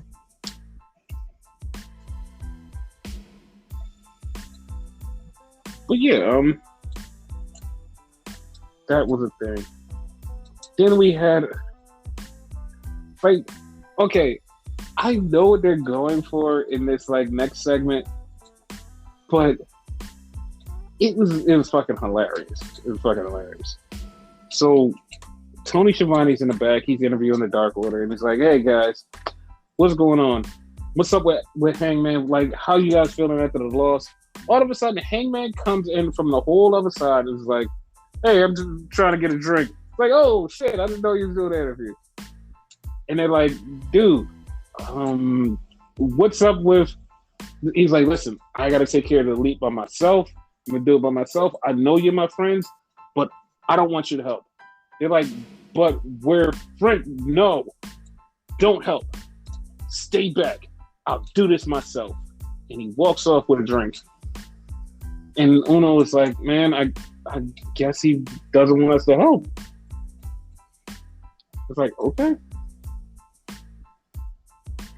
So then we get something that I found out over the weekend. And this is great, pal. It's great for me, pal. Because my favorite team, 2.0 Rules, showed up in AEW with Daniel Garcia. Yeah, guys, they showed up right on the main show. First match, main show, tag team. Fucking right. Loved it. But they had to face Darby Allin, John Moxley, and Eddie Kingston. And also Sting. Yeah, also Sting. So the match is going on. Like, I want to point this one thing out because somebody said something online and it kind of like made me go, what the fuck did you even have to bring that up for? So, okay. So the match is going on and like Parker is on the outside yelling at Sting, and all of a sudden Darby Allin just torpedoes right into his face from inside to the outside. Now, somebody on the fucking internet, which is a quote-unquote journalist, goes, "That's how you're supposed to do it, Kevin Dunn. Eat shit." It's like, the fuck did that have to do with anything? Like, the fuck? Like what? Like, how deep is your hatred that you just call that out for no reason? Like, it had nothing to do with nothing. What the fuck do you mean? like I was froze when you said that. Like, I'm thinking, wait, Kevin Dunn was in this match. No, Kevin Dunn don't work for the company. What the fuck? Like, he's talking about the camera cuts, and it's like, dude, Yeah. what the fuck? What camera cut were you gonna make there? what were you gonna cut to like somebody else fighting? That was the main thing happening. What are you talking about? Dude, like, nobody else was moving at the time. What were you gonna cut to? That's what I'm like, what are you talking about? Like, yeah, Kevin Dunn is a fucking asshole with the camera cuts, but like, that had nothing to do with nothing. Like, that was dumb. Like, that was it. Like, that was just your fucking WWE hate right there. It was like, the fuck? Really apparent. Yeah. So, Moxley and they won the match, of course. So, then we had a Brian Cage thing where Brian Cage is talking about how he's going to kill Ricky Starks. And Ricky Starks and Goldberg's son and Taz were there, and they were talking. And, like, to be honest with you, I'm very confused because I'm like, yo, why are they having another match? Like, I know that this feud is still going, but like, I feel like this feud like should be over right now. Like, I don't want to see more of this. And it's not like, oh, I hate Eva Man. Yeah, it should be over. And the thing is, like, it's not like I hate Eva Man. It's just like I want them both to move on to different programs and just do something different. Just do something different. It's not like I hate either one of you. Like, you both are good. Just move on. Yeah. Like, just fucking move on. Like, sometimes it's like you guys can just move on to shit and just like it'd be fun. Like we don't have to do all of the same shit over and over again. It's like, I get it though. Like, one, it should be over. Two, like, it seemed like it's gonna like transition into a 6-man because there's 3 people on the other side. So yeah, but who's the 3 people gonna be with Cage? I was gonna say Cage needs like 2 more people. Yeah. So like, then we get. Yeah. So then we get the backstage segment with the Elite. We got Kenny with his fucking Cookie Monster shirt. Wonder why. I get it. With his fucking Flair robe. Wonder why that is. Fucking Anderson with his goddamn Bollywood shirt. Wonder why that is. Fucking Hawaiian shirt. Well, what does that mean? It's just like, what the fuck? It's like it was like, what the fuck? It didn't make any goddamn sense. It didn't make any sense because it's like you just like basically all of you just fucking just throwed out all of these Easter eggs and shit. They said, what time is it? And it's like, we know what time it is. It's clobbering time, goddamn it. It's clobbering time. Yeah, and it was like, dude, like, you basically just every like free agent, you just like, yeah, this is it. And then like they act like they won a game and cut down the net. And it's like, dude, like how many references can you just stuff into one segment that meant exactly nothing? Because like the whole time they were talking about Hangman and they was talking about how they all choke. And just like fucking explain me this. Mm-hmm. Anderson and Gallows go, Dark Order, you get the shot at the TNT title. I mean the tag titles. It's like, why are you giving them a shot at the Impact tag titles? They fucking lost. They have nothing. None of this makes sense. Why? Once again, right? I could actually explain that, but it's actually weird too. Like, why would you do that? But it's like the fucking Love 'Em or Leave 'Em match. Loophole. They lost their title match for the AEW tag team titles. They didn't say anything about the Impact tag team titles. Okay. Why would you automatically give it to them? Like, it's weird. Like, I feel like they should have earned that. But whatever. Yeah, I don't get it. Like, it would have made more sense if they would have earned it. You know? Yes. So then we had the book and Christian. No, that's the Blade and Christian. The Blade. Why do I keep calling them Butcher? Blade and Christian. They have a match, and the Bunny's out there. The Bunny tries to interfere. The Bunny gets beat up by Layla Hirsch because they have a match later. That makes sense. Actually makes sense. Yep. So they're having this match, and Christian beats Blade, which we knew he was going to beat Blade. So now Christian is now in the win column. So he's getting closer and closer to stuff. So then they had LAX and FTR talking about their match, and Dash is talking what happened to Dawson. I mean, Cash.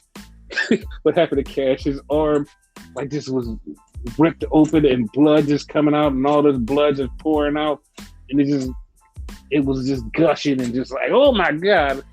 And he almost died, and they said they're going to whoop LAX's ass. So, yeah.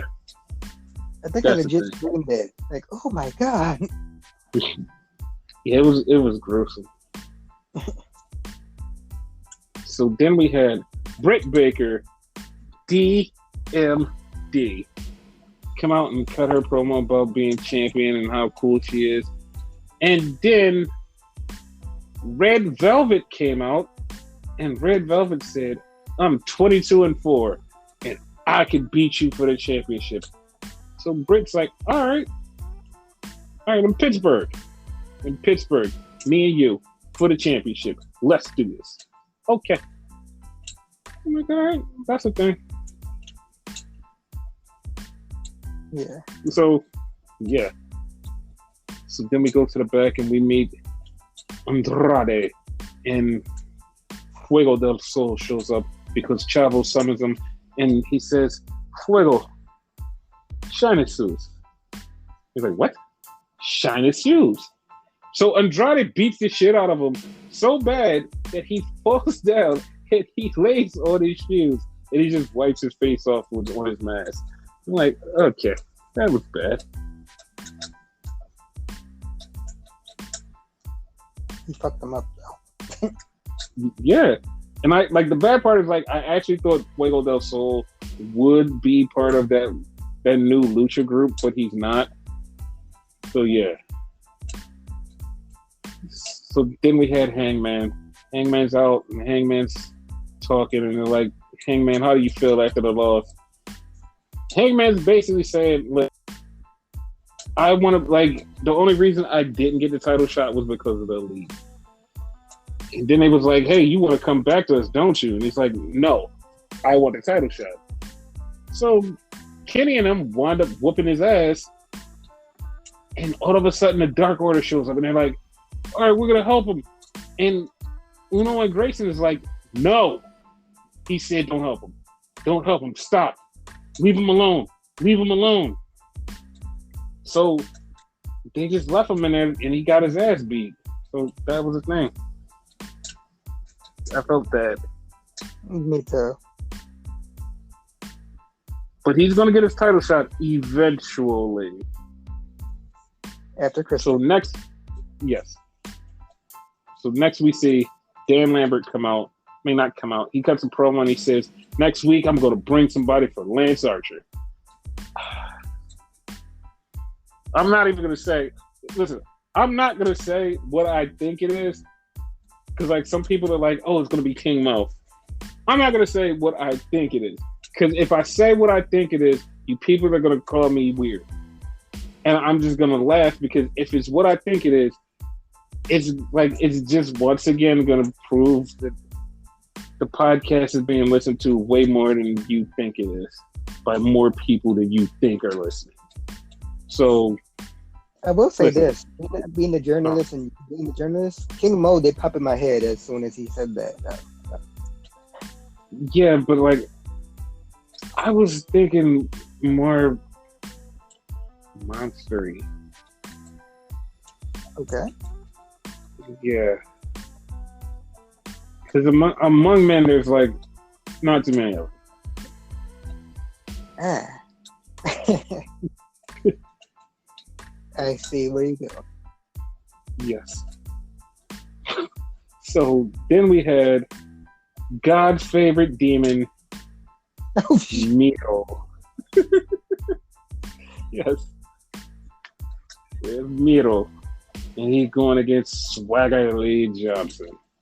And they're having a match. And the match is fourth, and of course Swagger dies. He dies because Miro kills him dead. So yeah, Miro is now just beating people. Who's gonna title from him? Somebody new, somebody old? What's up? What's your thoughts? Probably someone new at this point, because like now he's facing people from AEW Dark. That's where fucking he's from, pretty much. Not that he's not good, because I do like how he wrestles, but you know. So yeah, Miro beat him. Then we had a Christian interview where Christian finally gets his title shot at the pay-per-view. So it's gonna be Christian versus Kenny Omega. Woo! Didn't see that coming at all. Woo!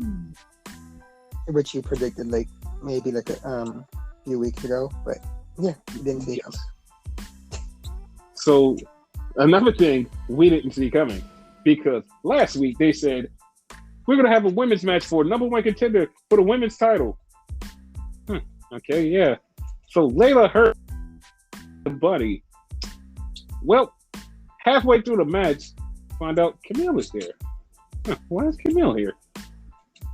Layla Hirsch beats Bunny, and all of a sudden, they say, well, Layla Hirsch is going to face Camille for the Women's Championship.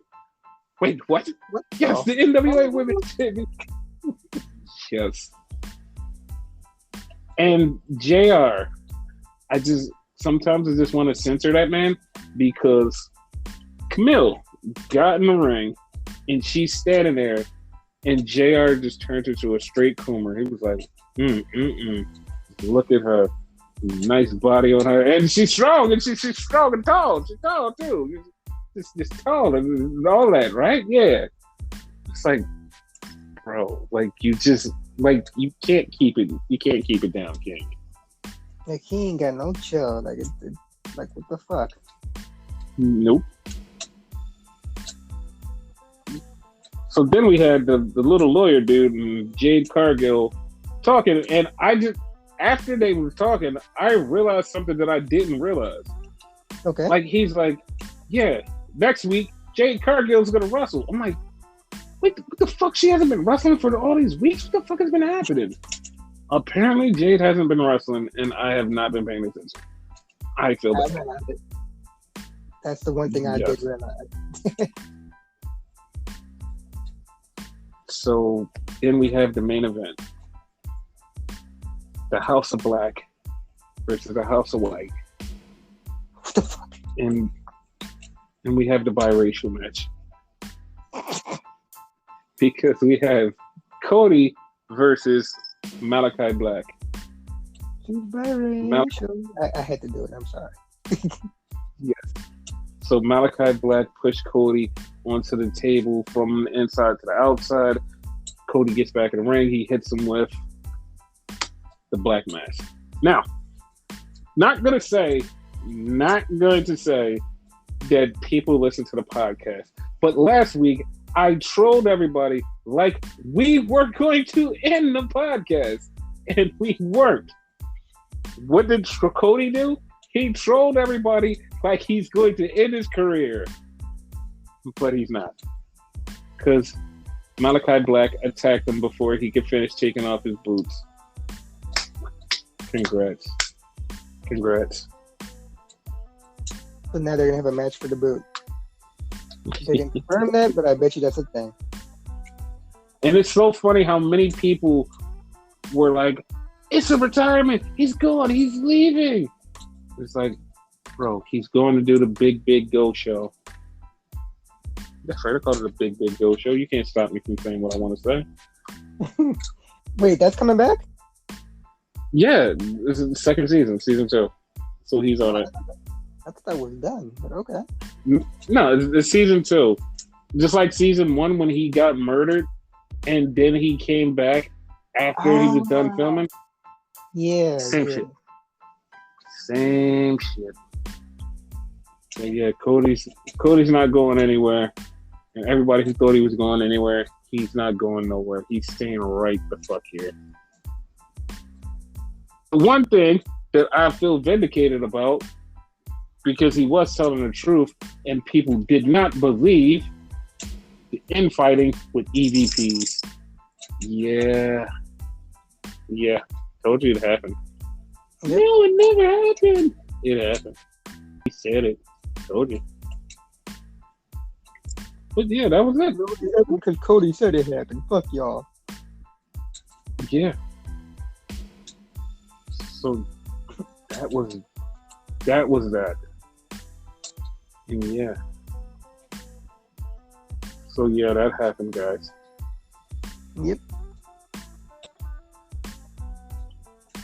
Do you think, like, even though he, like, trolled and whatever, like, he's close to retirement, though?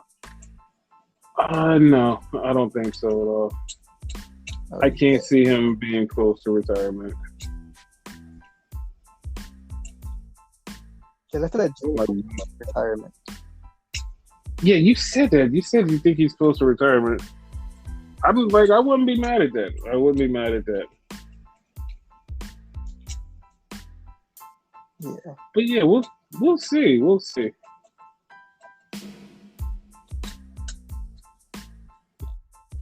But What do you yeah, think the next match for Cody and Malachi is going to be? Like, it's going to be a stipulation match. It's probably for the big. Yeah, it has to be some kind of weird stip match.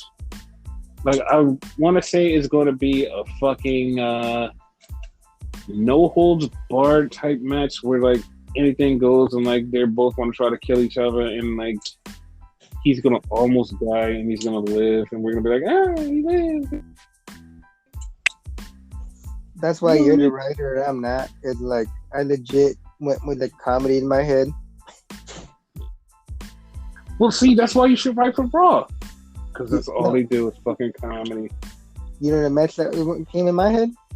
What? Buddha and a pole.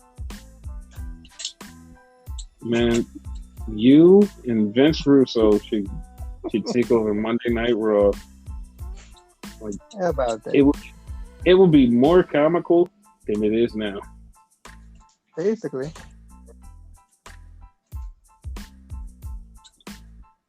But yeah, he's like, it's definitely going to be like a multiple try to kill yourself type match where they're just going to beat the shit out of each other. And, like, yeah. Yeah. So, yeah, that's a thing.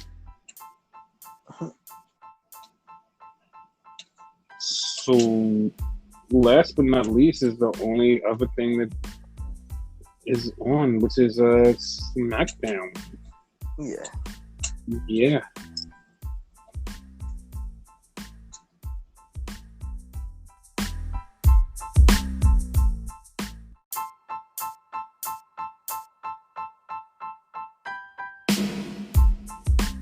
So, SmackDown. How do you feel about SmackDown?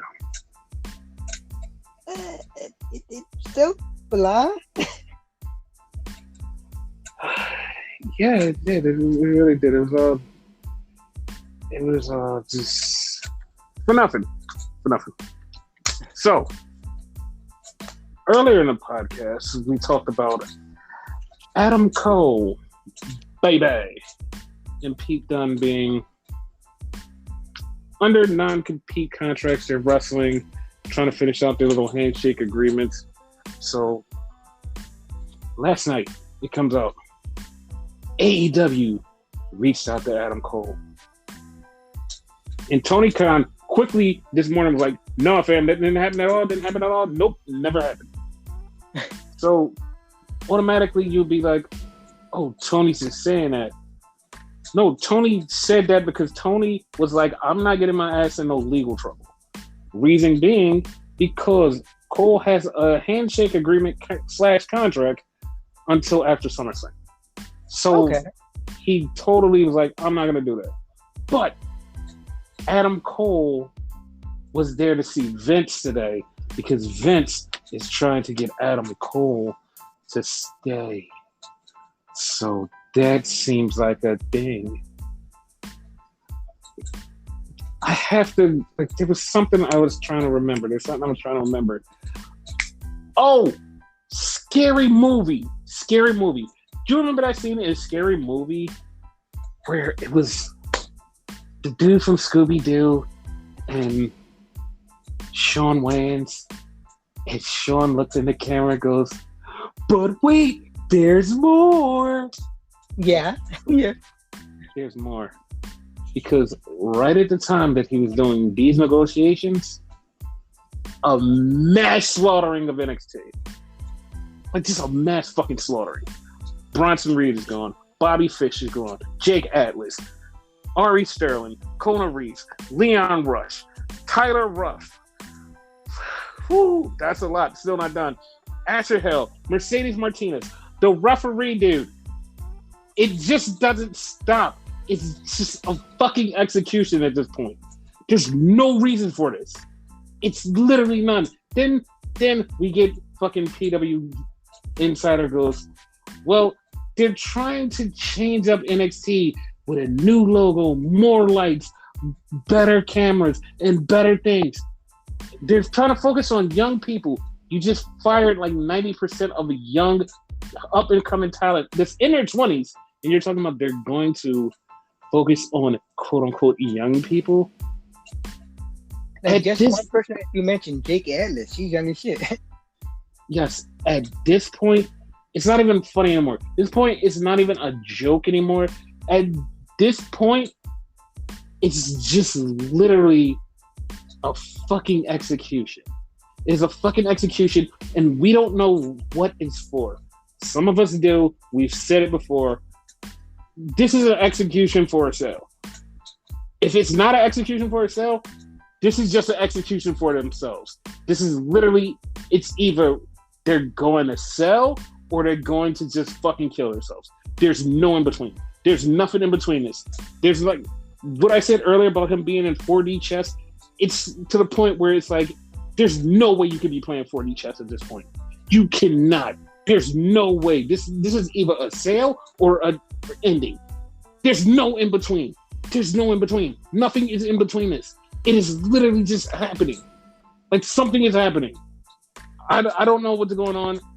I, for one, am going to stick around to the end and see whatever the end result is. But I'm going to stick around. So, how do you feel about this? I don't know how to feel, because it's like you said earlier, like, it seemed like it was like, what was it, like Matrix chess and whatever. Then, like, now it seems like they're trying to kill the company, or like they're selling, you know, like, at this point, like, the fucking running gag, like, only person that's gonna be there is like Eva Marie to like turn up the lights. That's it. That's it, because that's how it feels, and that's what's going on. It just, like, it's just unreal to me how this is just all falling apart so quickly, and like how it's moving in this weird direction. Every month is cuts, massive cuts, massive cuts, massive cuts, massive cuts, and like they keep saying it's budget. At some point, you're like, there's not enough budget in the world to justify what's happening. Something is happening, and it's just getting worse and worse and worse. And if it's what we've been saying on the podcast for months, that it's a sale, I wouldn't be surprised. If it's not for a sale and it's just for them to get murdered and just kill themselves, I would be extremely surprised. Like, yes. This is like, I'm saying this out loud, and I'm saying it right here on the podcast. If this happens, you might as well just pack it up. Everything is dead. Just leave it. If this one thing happens, it's dead. If within the next 3 to 6 months, Paul Levesque says, I'm done, and leaves or quits somehow, and I know you're like, That'll never happen. He's married. If he leaves or quits 3 to 6 months, it's over. It's over. You can hang up the whole company. There's nothing there. There's nothing there. There's nothing there. Like right about now, you can't even say that can't happen. It's like what the fuck? That's what I'm saying. Like if that happens, it's literally like you can't even. It's just at that point. It's just at that point. You just can't you can't put it. It's just baffling. I just don't get it. I don't get it. Won't get it. Just don't get it. But yeah. Vince and fucking Nick Khan. I almost said Tony Khan. Oh my god. He might be in on it too. Who the fuck knows? Who fucking knows? Who knows?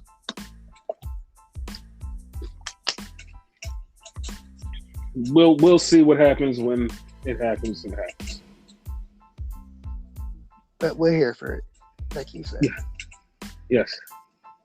So SmackDown was a show, and it started off with Sasha Banks, and she's out there and she's cutting a promo about how much better she is than Bianca and how Bianca is nothing without her. She deserves her title back and how cool she is. And it's just, she's just being Sasha. And so she's doing that. Then Bianca shows up. And Bianca's like, nah, fam. Nah. She's like, you can't just beat me up and just think you can get away with it. So Bianca goes, we should have a title match. But WWE fucking booking and also WWE's marketing. So earlier in the day, they go, oh, Bianca's going to face Zelina Vega. So Bianca's out there. Zelina Vega comes out and was like, I challenged you to a match. You never accepted. I'm like, wait, what? That was all over social media. Like, they said that's the match coming up. Like, they literally tweeted out from their own WWE page, how are you reworking this now? And so Bianca accepts both challenges. She says, I'll take Zelina on tonight, and at SummerSlam, I'll take on Sasha. So, yeah. I'm okay with the Sasha thing. It's yeah. Mm-hmm. I'm semi okay with the Zelina thing. I hate the idea where they pre-announce a match and then have to re-announce it. I guess you could call it. That's always a pet peeve of mine. I hate it. Every time they do it, I'm gonna call it out. So yeah. Hopefully NBC doesn't do that. Right. So then after that, we get a match between Dominic Mysterio and Jey Uso. And it's the funniest thing. Dominic's talking to Ray, and Dominic's like, Hefe, I could do this on my own. You stay back here. And Ray goes, all right, I'll stay back here. Dominic started walking. Ray walks next to him to the ring. I'm like, you literally just said you would stay back here. What is I don't understand. He was he legit said, I don't need you. Like, okay. Yeah, and he still walked out there with him. And it's like, what is the point? There was no point to this. I was under the impression that, okay, he's just gonna walk him to the fucking entranceway and whatever, and then go back. That's not what happened. Nope. Because Jimmy tried to get in the match, and Ray stopped him from getting in the match. But by Ray stopping him to get in the match, Ray caused the interference for Dominic. Dominic got distracted. Dominic lost to Jey Uso. So that was a thing. I was like, God damn, that sucked. They're going to have a title match at fucking SummerSlam, so that's the thing. Get ready for a betrayal. Hopefully. Yes. Then we had a championship contenders match. which now WWE is branding all of their number one contender matches for this as championship contenders. I don't know why they're doing this new wording bullshit, but we know what it is. Like, fuck off. Like AEW does their like weird wording, so they probably like, oh, they're trying to be cool. We should be cool too. Yay! You should be cool by making a better product, but that's beside the point. So, like we said last week, Apollo Crews lost to Shinsuke and Nakamura. And we're like, oh, they're gonna have an Intercontinental title match at SummerSlam. So that's what this match was: Nakamura versus Apollo Crews. So the match is going, it's going, and Nakamura is just about to pin him, and Commander Aziz pulls Nakamura out, disqualification. So Nakamura wins. So Nakamura has to beat up Aziz, and I'm just like, dude, why the fuck isn't Boogs doing something? Why isn't Boogs doing something? He's a wrestler. He should be doing something. Boogs did nothing. He did fucking nothing at all. Fucking irritated the shit out of me. Didn't like it. Yeah, whatever. That's it. So then we had Paul Heyman. Kayla was interviewing Paul Heyman, and Paul Heyman comes out and does what? He just does this whole what thing. And Kayla's like, are you going to talk about what happened last week? And he's mad. He's like, no, Kayla, we're not going to talk about what happened. And he said something to Kayla, and I felt bad for Kayla, even though they're friends. I felt bad for her because he said, I'm going to tell you like everybody always tells you, I'm not in the mood. And he says that, but he gets met with laughter from Big E holding the Money in the Bank. And it's like, I said this before Big E won Money in the Bank. I said this was where it's going. And people, no, that's not what's happening. It's this. I'm like, dude, Big E's going to be the one to take the title off of him. It's coming. It's happening. You booked that month ago. Yeah. So that's the thing. Then we had a one-on-one match between Tegan Knox and Tamina. And the match that we had was just a one-on-one match. And Tamina was wrestling, but she got distracted because Shotzi shot the cannon in the ring, and it whizzed right by Tamina.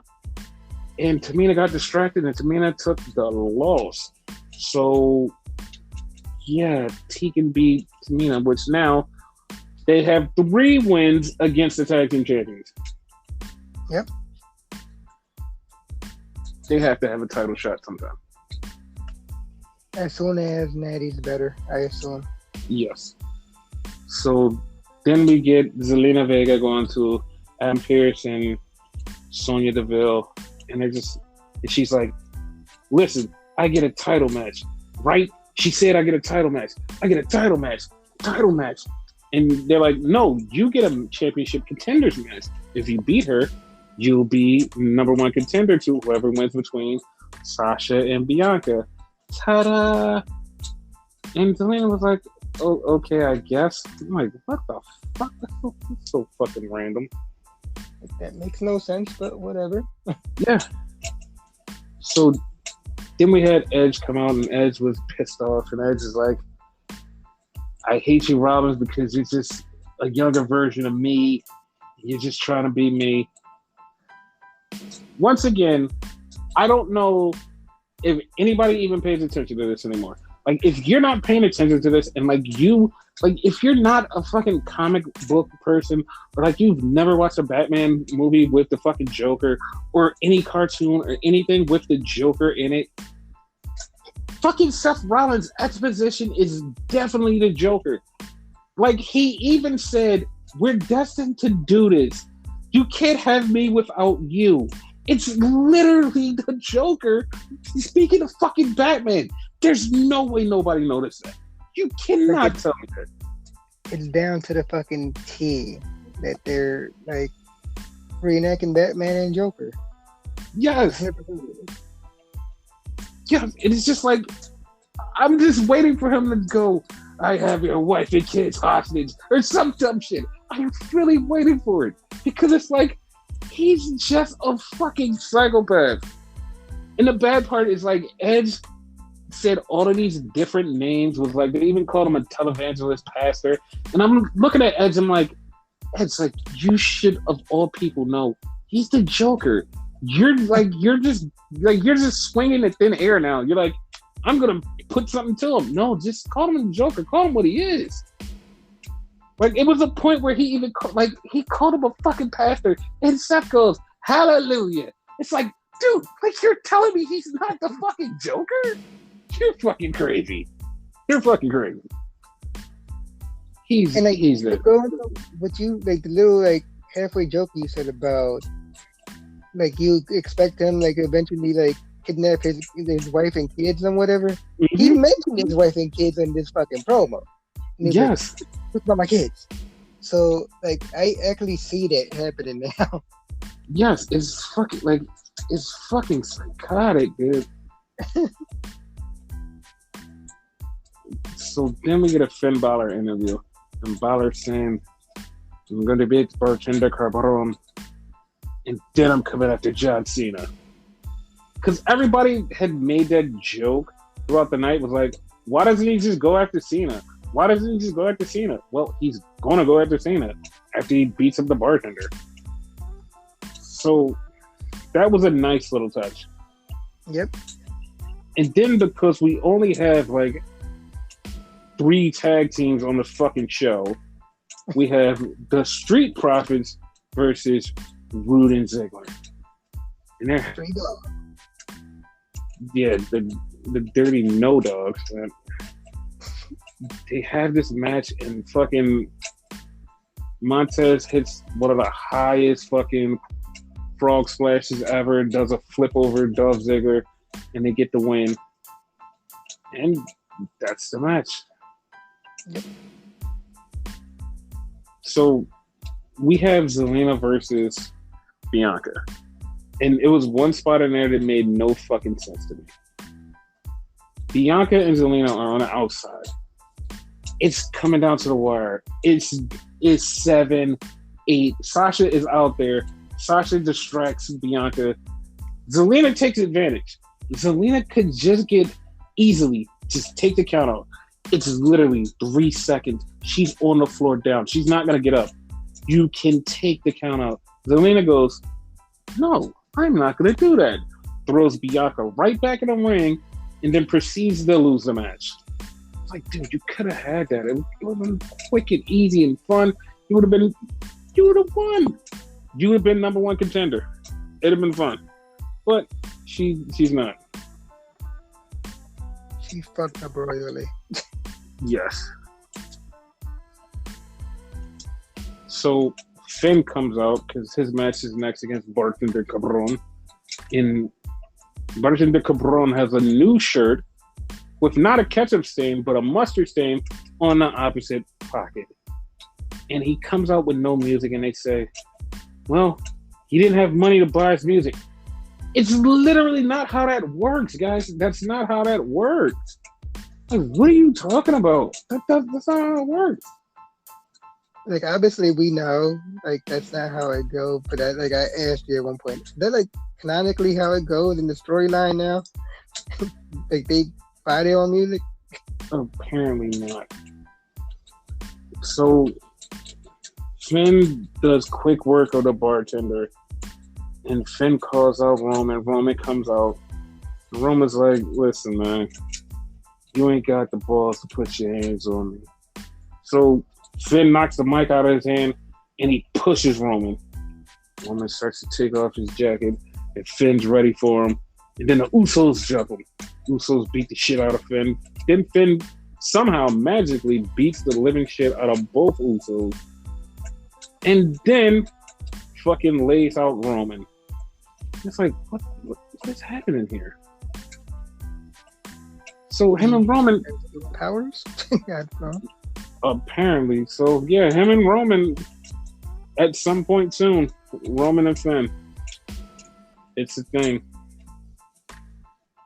Then somehow Finn got beat up by all three of the Usos in the bloodline. They choked him out, left him laying, but they all jumped him.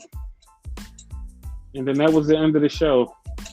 But for the people who were there, the show didn't end because all of a sudden here comes Roman and the John Cena and the Usos. Which they said he wasn't there, but he was there for the live crowd, not the TV crowd, which is, yeah, don't even care. Don't even care. Like, don't care. Who cares at this point? Yeah, it's like it's no reason to even care. It's just like it's just basically going through the motion. You meant the Mysterios, by the way, right?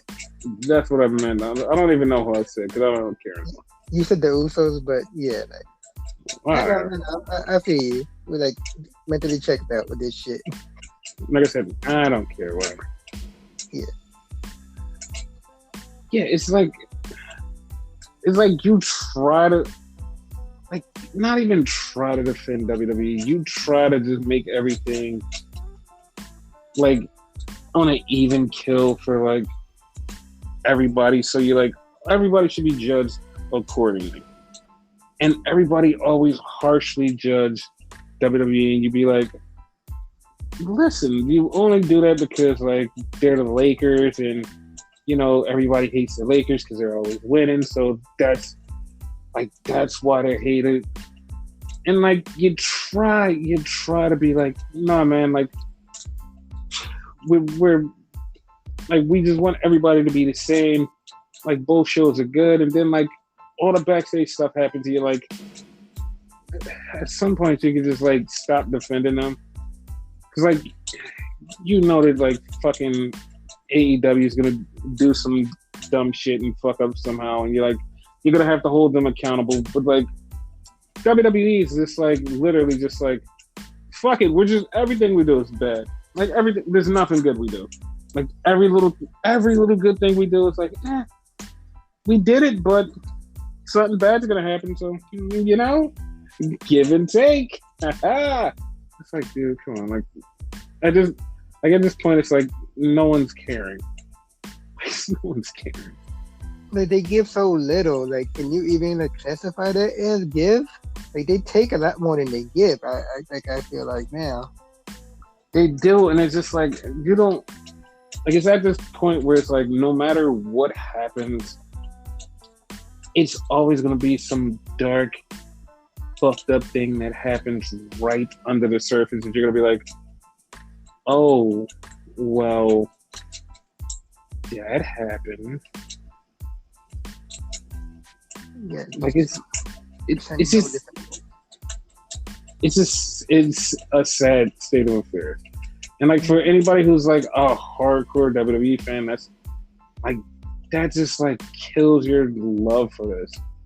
But like we said earlier in the podcast, like every company does something bad, just like the wrestlers do. Like that's all you can even ask.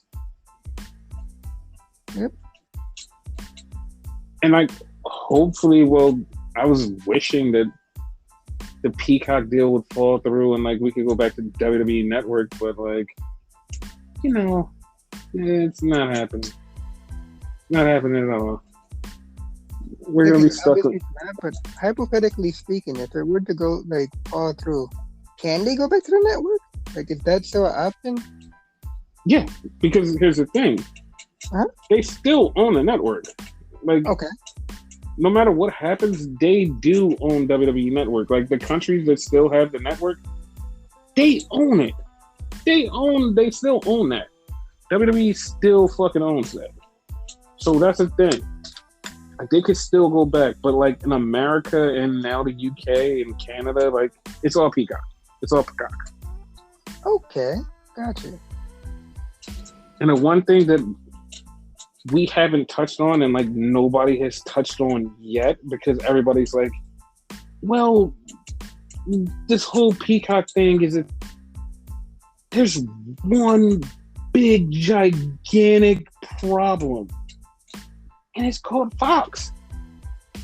Like, you can't own a company when they have a whole show on Fox for the next 5 years. Like, you can't even sell it at this point. You can't be like, okay, we're selling it to Universal. Well, how are you going to sell it to Universal when one of your major television products is tied up for the next 4 years? Because, like, honestly, like, 2019 was the start of the whole negotiations where they're on Fox. So 2019 is the beginning to 2020. That's 1 year. 2020 to 21, that's the second year. Got 3 more years. 3 more years, and then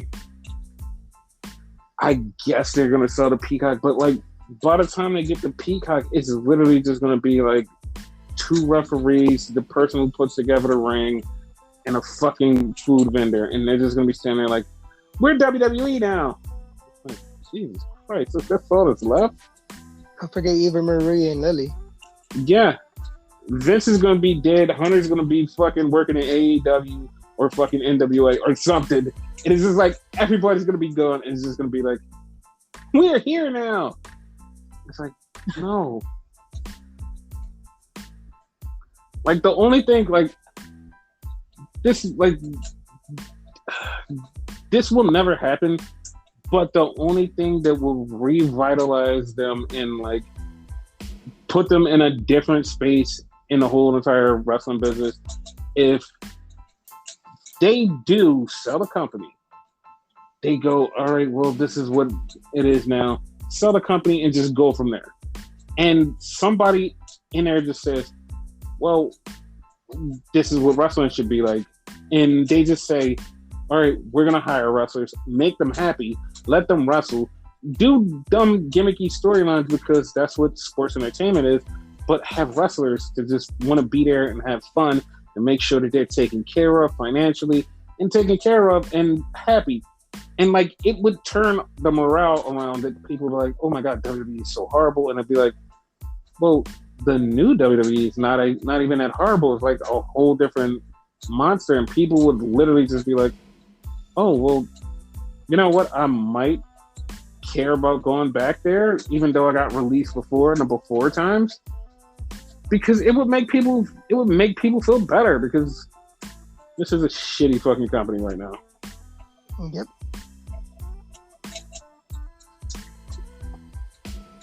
But yeah, like, all I can say to this fucking shit is fuck that shit.